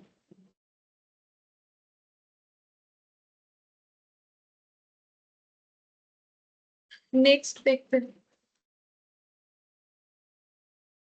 ये वाला। ठीक है, अब इसमें हमें आंसर थोड़े अलग तरीके से करना है, बताते हैं कैसे करना है। इसको हम थोड़ा सा जूम करते हैं, तुम लोग को दिखना चाहिए, देखते हैं कितना दिखा पाते हैं। क्योंकि ज्यादा जूम करने से ये ब्रेक हो जाएगा। देखते फिर भी देखो यहाँ पर देखो, पहले थोड़ा क्वेश्चन समझा देते फिर ड्रॉ दिखाएंगे। यहाँ ड्रॉ किया हुआ है, मतलब हमें ड्रॉ करने का जरूरत है। ये हो गया मेरा क्वेश्चन नंबर 8। अब ये ड्रॉ दिया हुआ है और इसमें L1 एक इक्वेशन दिया हुआ है, L2 दिया हुआ है, L3 दिया हुआ है, L4, और सभी इक्वेशन दिया हुआ है, मतलब इक्वल दिया हुआ है। अब बोल रहा है ये सारे मतलब ड्रॉ को अगर हम लोग एक ही ग्राफ के अंदर करते हैं तो हमारा कॉमन रीजन कौन सा होगा। ठीक है, तो कॉमन रीजन बोल रहा है ये वाला है, ड्रॉ हमें बोल रहा है। तो ठीक है भाई, ये सारे लाइंस को अगर हम लोग ऐसे करते हैं तो कॉमन रीजन ये है। तो क्योंकि ये शेडिंग किया हुआ है तो इसका मतलब ये कोई इक्वल इक्वेशन नहीं था, इनइक्वालिटी था। नॉर्मली हम लोग इनइक्वालिटी को इक्वेशन बना के तो ड्रॉ करते हैं, मतलब इन्होंने भी कैसे ड्रॉ किया है हमारे जैसे, पहले इसको इक्वल किया फिर ड्रॉ किया, तो इन्होंने भी ये इक्वल करते हुए ड्रॉ किया, लेकिन ये एक भी इक्वल नहीं था, सारा इनइक्वल ही था। कैसे पता चल रहा है? क्योंकि हम लोग शेडिंग कर रहे हैं, शेडिंग करने का मतलब ही होता है इनइक्वालिटी से ड्रॉ हुआ है। अब हमें ये बताना है कि इसका इनइक्वल वैल्यू क्या था, इसका इनइक्वल वैल्यू क्या था, इसका इनइक्वल वैल्यू क्या था और इसका इनइक्वल वैल्यू क्या था। मतलब हम लोग अब उल्टा चलेंगे। जैसे मान लो क्या क्वेश्चन एक्चुअली क्या है, क्वेश्चन एक्चुअली ये है कि मुझे ये ड्रॉ दे दिया है, मुझे ये वाला आंसर दे दिया है और मुझे पूछ रहा है कि ये वाला इक्वल लेस देन इक्वल था कि ग्रेटर देन इक्वल था, वो हम कैसे बताएं, ये पूछ रहा है। ठीक है, तो देख लो क्वेश्चन ये बोला है कि मुझे ये शेडेड रीजन वगैरह दे दिया है, मतलब सीधा बात है ये इनइक्वालिटीज है और इसमें कौन सा इक्वेशन का इनइक्वालिटी कैसे था वो हमें बताना पड़ेगा। ठीक है, तो अब हम लोग कैसे बता सकते हैं, हम लोग ड्रॉ को देखते हुए बता सकते हैं। ठीक है, कैसे बता सकते हैं, हम तुम लोग को हिंट्स देते हैं, तुम लोग मुझे आंसर बताना। जैसे देखो सबसे पहला लाइन L1, अब L1 कौन सा, हम रेड कलर से दिखा रहे हैं क्योंकि रेड से सबसे ज्यादा अच्छा दिखेगा। तो ये देखो ये L1 है,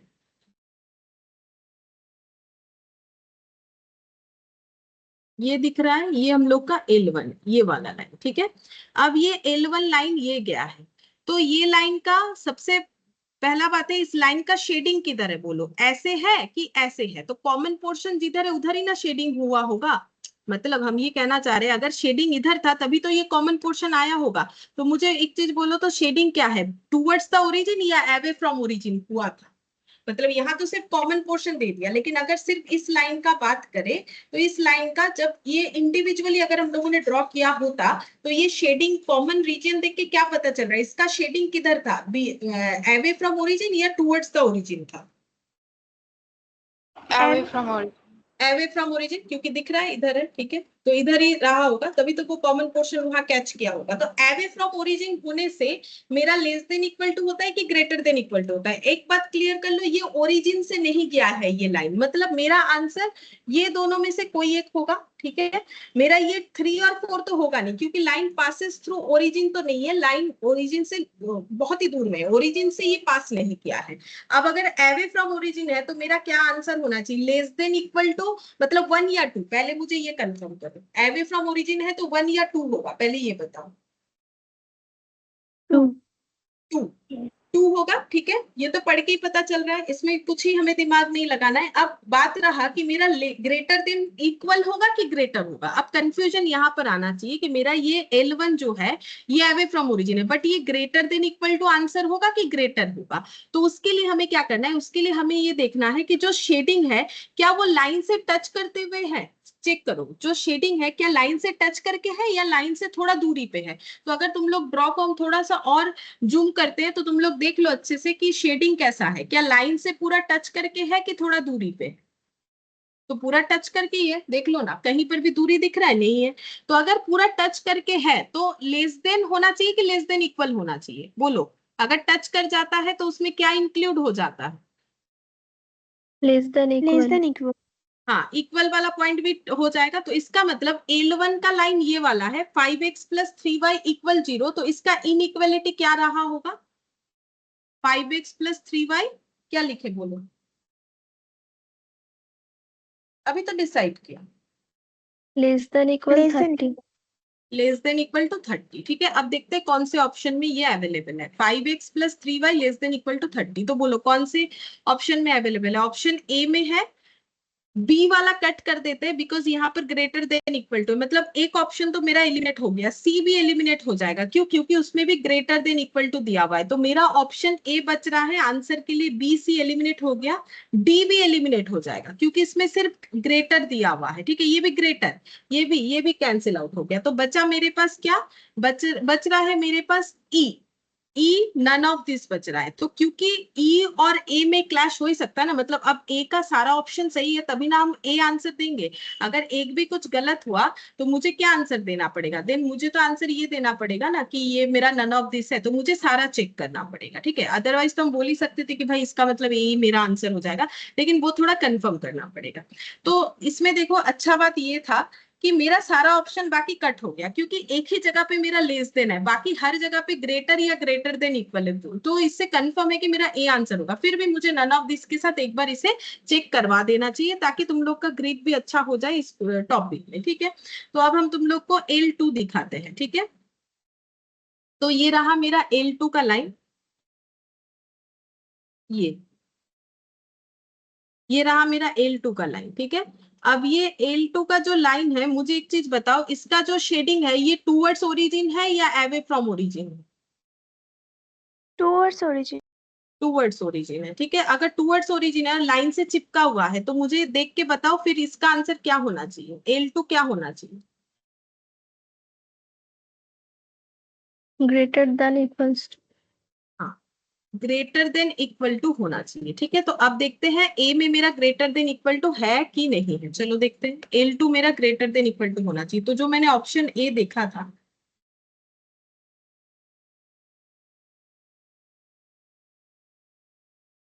तो इसमें लेस देन इक्वल टू दे दिया,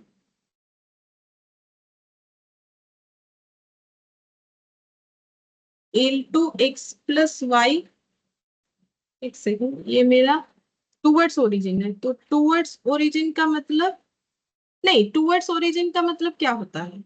ग्रेटर नहीं ना, ये वाला लेस, ये लेस साइन होता है। टूवर्ड्स ओरिजिन मतलब ये तो टूवर्ड्स ओरिजिन है ना, तो टूवर्ड्स ओरिजिन में क्या होता है?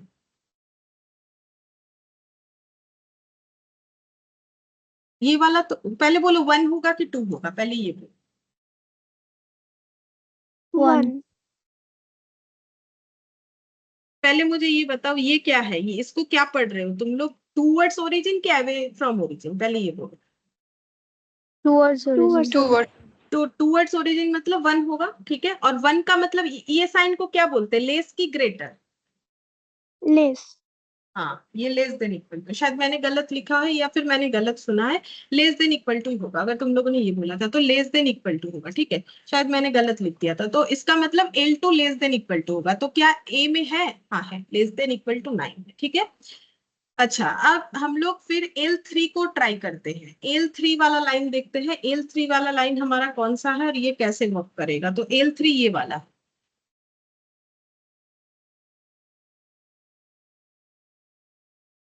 पहला बात है, ये बोलो ये कौन से पॉइंट के साथ जा रहा है, 1 2 या 3 4? 1 2 या 3 4 कौन से के जाएगा, कौन से वाले लाइन पॉइंट के साथ मैच होता है? 4। पासिस फ्रॉम ओरिजिन है, पहला बात, ठीक है। अब इसका जो शेडिंग है वो ऊपर के तरफ है, ठीक है। ये इसका जो शेडिंग है वो ऊपर के तरफ, मतलब अबव द लाइन है, ठीक है। तो अगर अबव द लाइन है तो 4 होगा, तुम लोगों ने सही बोला है। 4 होने से मेरा ग्रेटर देन इक्वल होना चाहिए, तो L3 क्या बोलेंगे, ग्रेटर देन इक्वल होना चाहिए। तो देखते हैं L3 ग्रेटर देन इक्वल है कि।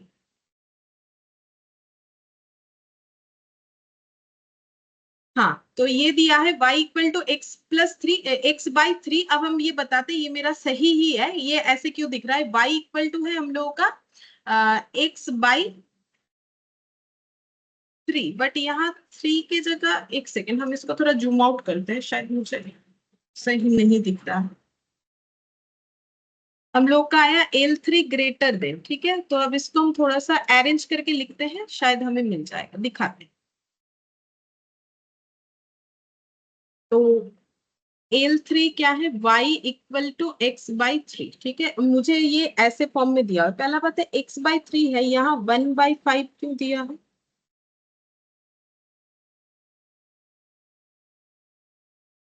ये तो 5 दे के ही गलत कर रखा है। 1/5x, 5 वाला तो हमारा कोई डेटा है ही नहीं। 5 रिलेटेड तो हमारा यहाँ देखो ना, कहीं डेटा है ही नहीं, तो ये वाला तो वैसे ही नहीं हो रहा है।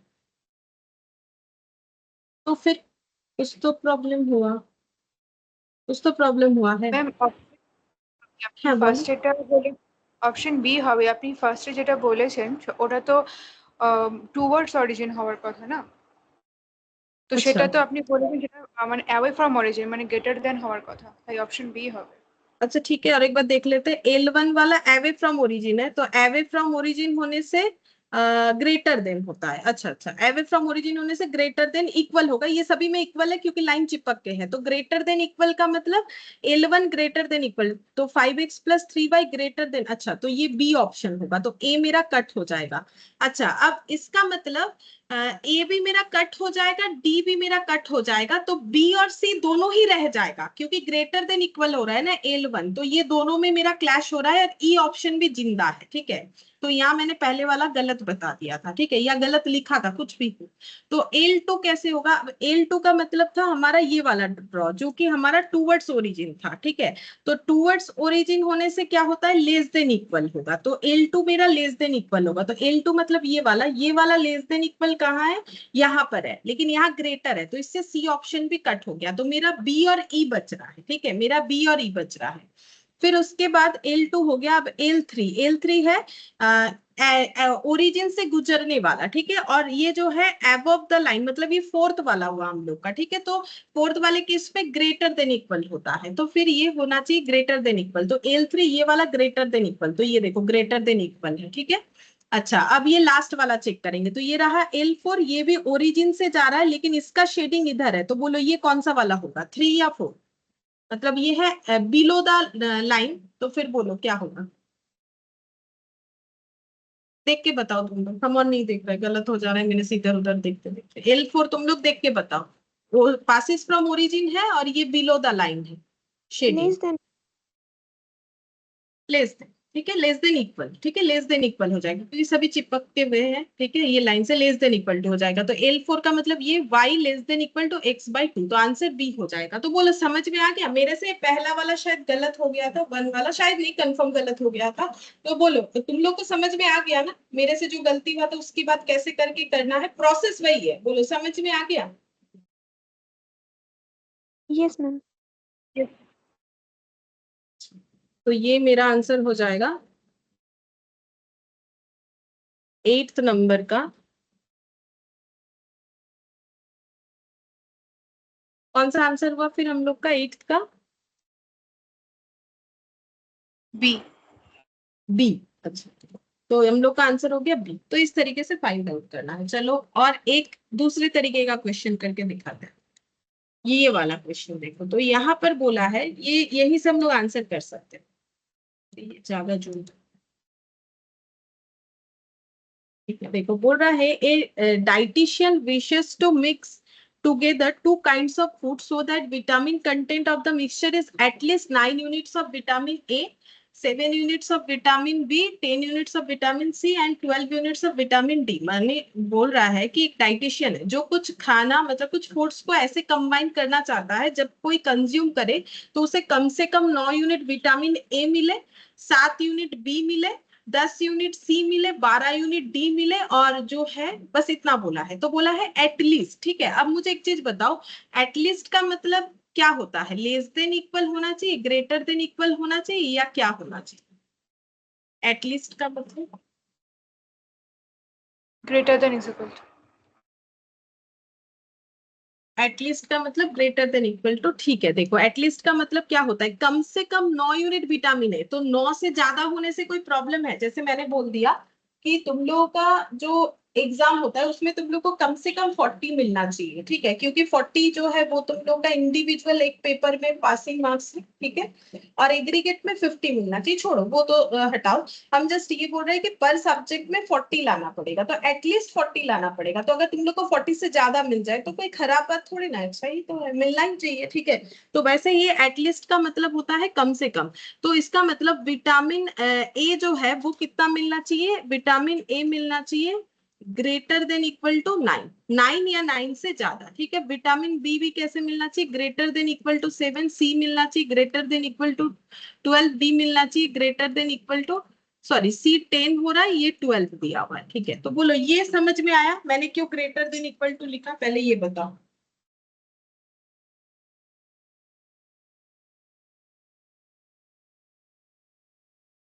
कम से कम का मतलब इतना या इससे ज्यादा, बोलो ये समझ में आया? Yes, ma'am. Yes ma'am. ठीक है, अच्छा अगर ये समझ में आया तो अब देखो यहाँ पे बोला है द विटामिन कंटेंट पर KG of each food is shown below. तो देखो बोल रहा है दो तरीके का खाना, यहाँ बोला ना दो तरीके का फूड्स ये जो है मिक्स करना चाहते हैं। तो फूड 1 में विटामिन ए है 2, बी है 1, सी है 1, डी है 2। फूड 2 में विटामिन ए है 1, विटामिन बी है 1, विटामिन सी है 2 और विटामिन डी है 3। Assuming x unit of food 1 is to be mixed with y unit of food 2, the situation can be expressed as। ठीक है, मतलब क्या बोल रहा है, देख, हमें फूड 1 कितना लेना है x यूनिट, ठीक है, और फूड 2 कितना लेना है y यूनिट, और ये दोनों को करना है मिक्स्ड। ठीक है, जैसे मान लो मुझे फूड 1 5 किलो लेना है, फूड 2 10 किलो लेना है, फिर दोनों को मिक्स्ड करना है। तो अगर दोनों को मिक्स्ड करते हैं तो क्या सिचुएशन क्रिएट होता है वो हमें बताना है इक्वलिटी को फॉलो करते हुए। ठीक है, अच्छा तो कैसे करके बता सकते हैं, देखो तो हम तुम लोग को एक हिंट्स दे रहे हैं। जैसे मुझे एक चीज बोलो कि अगर ये जो है ये फूड जो है ये हमें जो ये मिक्सचर दिया हुआ है ना, ये बोल रहे थे विटामिन कंटेंट पर केजी, मतलब 1 केजी फूड 1 में विटामिन ए है 2।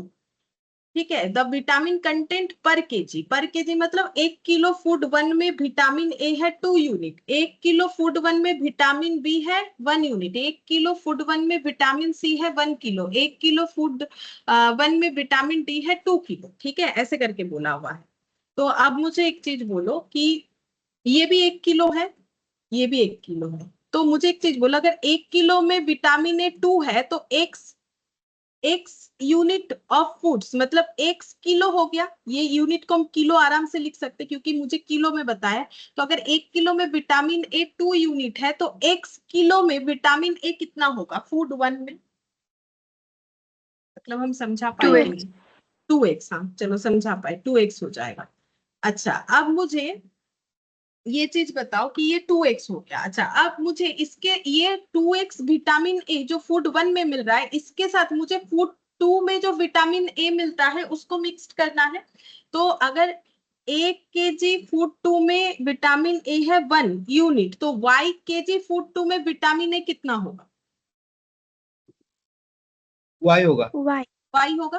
ठीक है, अच्छा तो जब ये फूड 1 और फूड 2 मिलेगा तो टोटल विटामिन ए कितना हो जाएगा, 2x 2x हाँ y प्लस y प्लस होगा ना, 2x हाँ प्लस y। होगा अब ये इक्वल टू मेरा 2। हाँ, और मेरे किसी भी मिक्स्ड अप फूड में विटामिन ए कितना होना चाहिए, एटलीस्ट 9। तो एटलीस्ट 9 मतलब क्या दिखाएंगे, अभी तो दिखा है, अभी तो तुम लोगों ने बताया एटलीस्ट में क्या दिखाते हैं। Greater than is equal to. हाँ तो ग्रेटर देन इक्वल टू कितना दिखाना है मुझे, 9। ठीक है, ये हो गया। अब मुझे बोलो पहला ये आंसर, पहला जो हम लोगों ने एक इक्वेशन बनाया उसके बेसिस पे कौन सा यहाँ से ऑप्शन कट कर दे,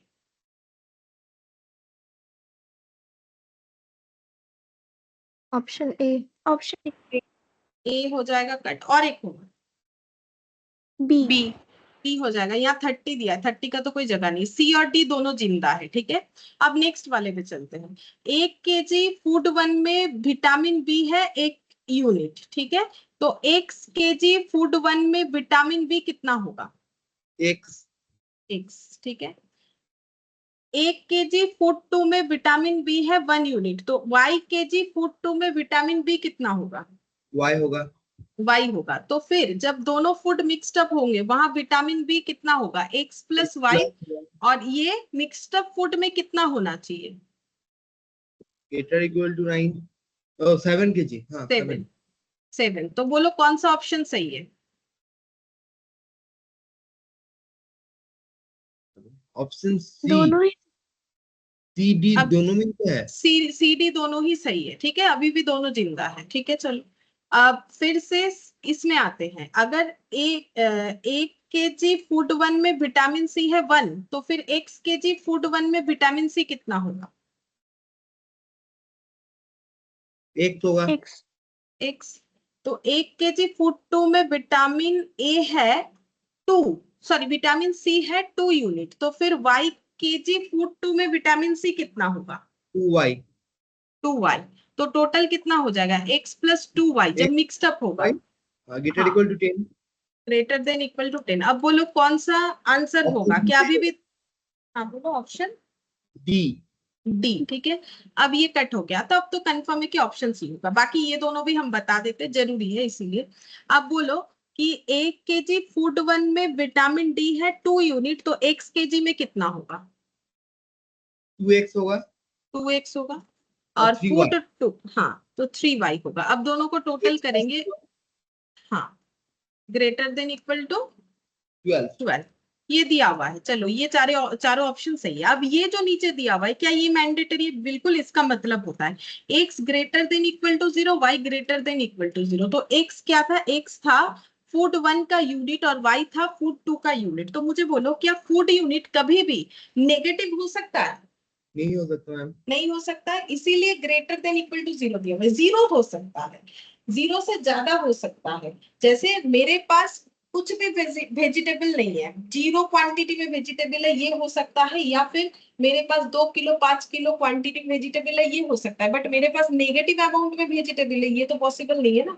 मतलब हम एक एग्जांपल दे रहे हैं, तो फूड क्वांटिटी कभी भी थोड़ी ना नेगेटिव हो सकता है। इसीलिए x greater than equal to 0, y greater than equal to 0 जहां दिया हुआ है वो ऑप्शन मेरा सही है। मेरे कहने का ये कारण इसीलिए है क्योंकि अगर मान लो तुम लोग को एक और ऑप्शन दिया हुआ रहता, ऑप्शन ही, और उसमें ऐसे लिखा हुआ रहता ग्रेटर देन इक्वल टू 9, फिर x plus y greater than equal to 7, फिर x plus 2y greater than equal to 10, 2x plus 3y greater than equal to 12, ये दे देता और एक ऑप्शन डी दे देता, तो तुम लोग को डी पे ही टिक करना होता। क्योंकि ये लिखना मैंडेटरी है कि जो हम लोगों ने एजम्पशन लिया है x और y का, जो भी चीज के लिए जो भी क्वेश्चन हो, उसमें x y हमारा ऐसा कोई चीज है जिसमें वैल्यू कभी भी नेगेटिव नहीं आ सकता है, तो then x greater than equal to और y greater than equal to 0 लिखना ही पड़ेगा।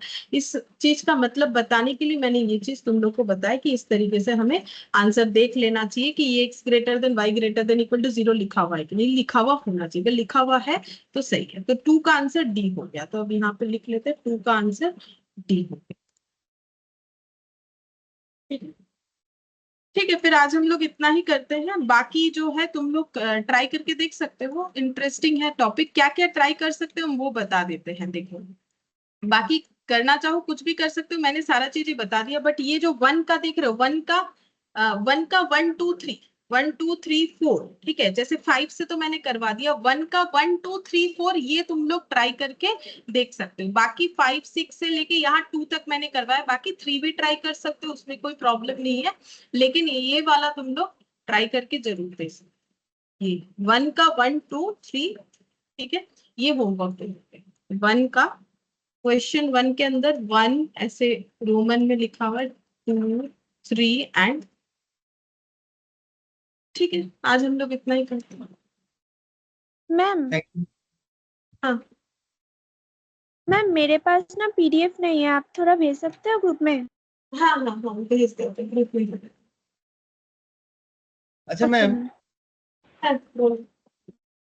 ম্যাম বলছি আপনার রেকর্ডেড ক্লাসে তো সব কোনো লিংক নেই, যদি পাঠাতেন তাহলে ভালো হতো। আচ্ছা, আমি দিয়ে দিচ্ছি, লিঙ্ক আছে, দিয়ে দিচ্ছি।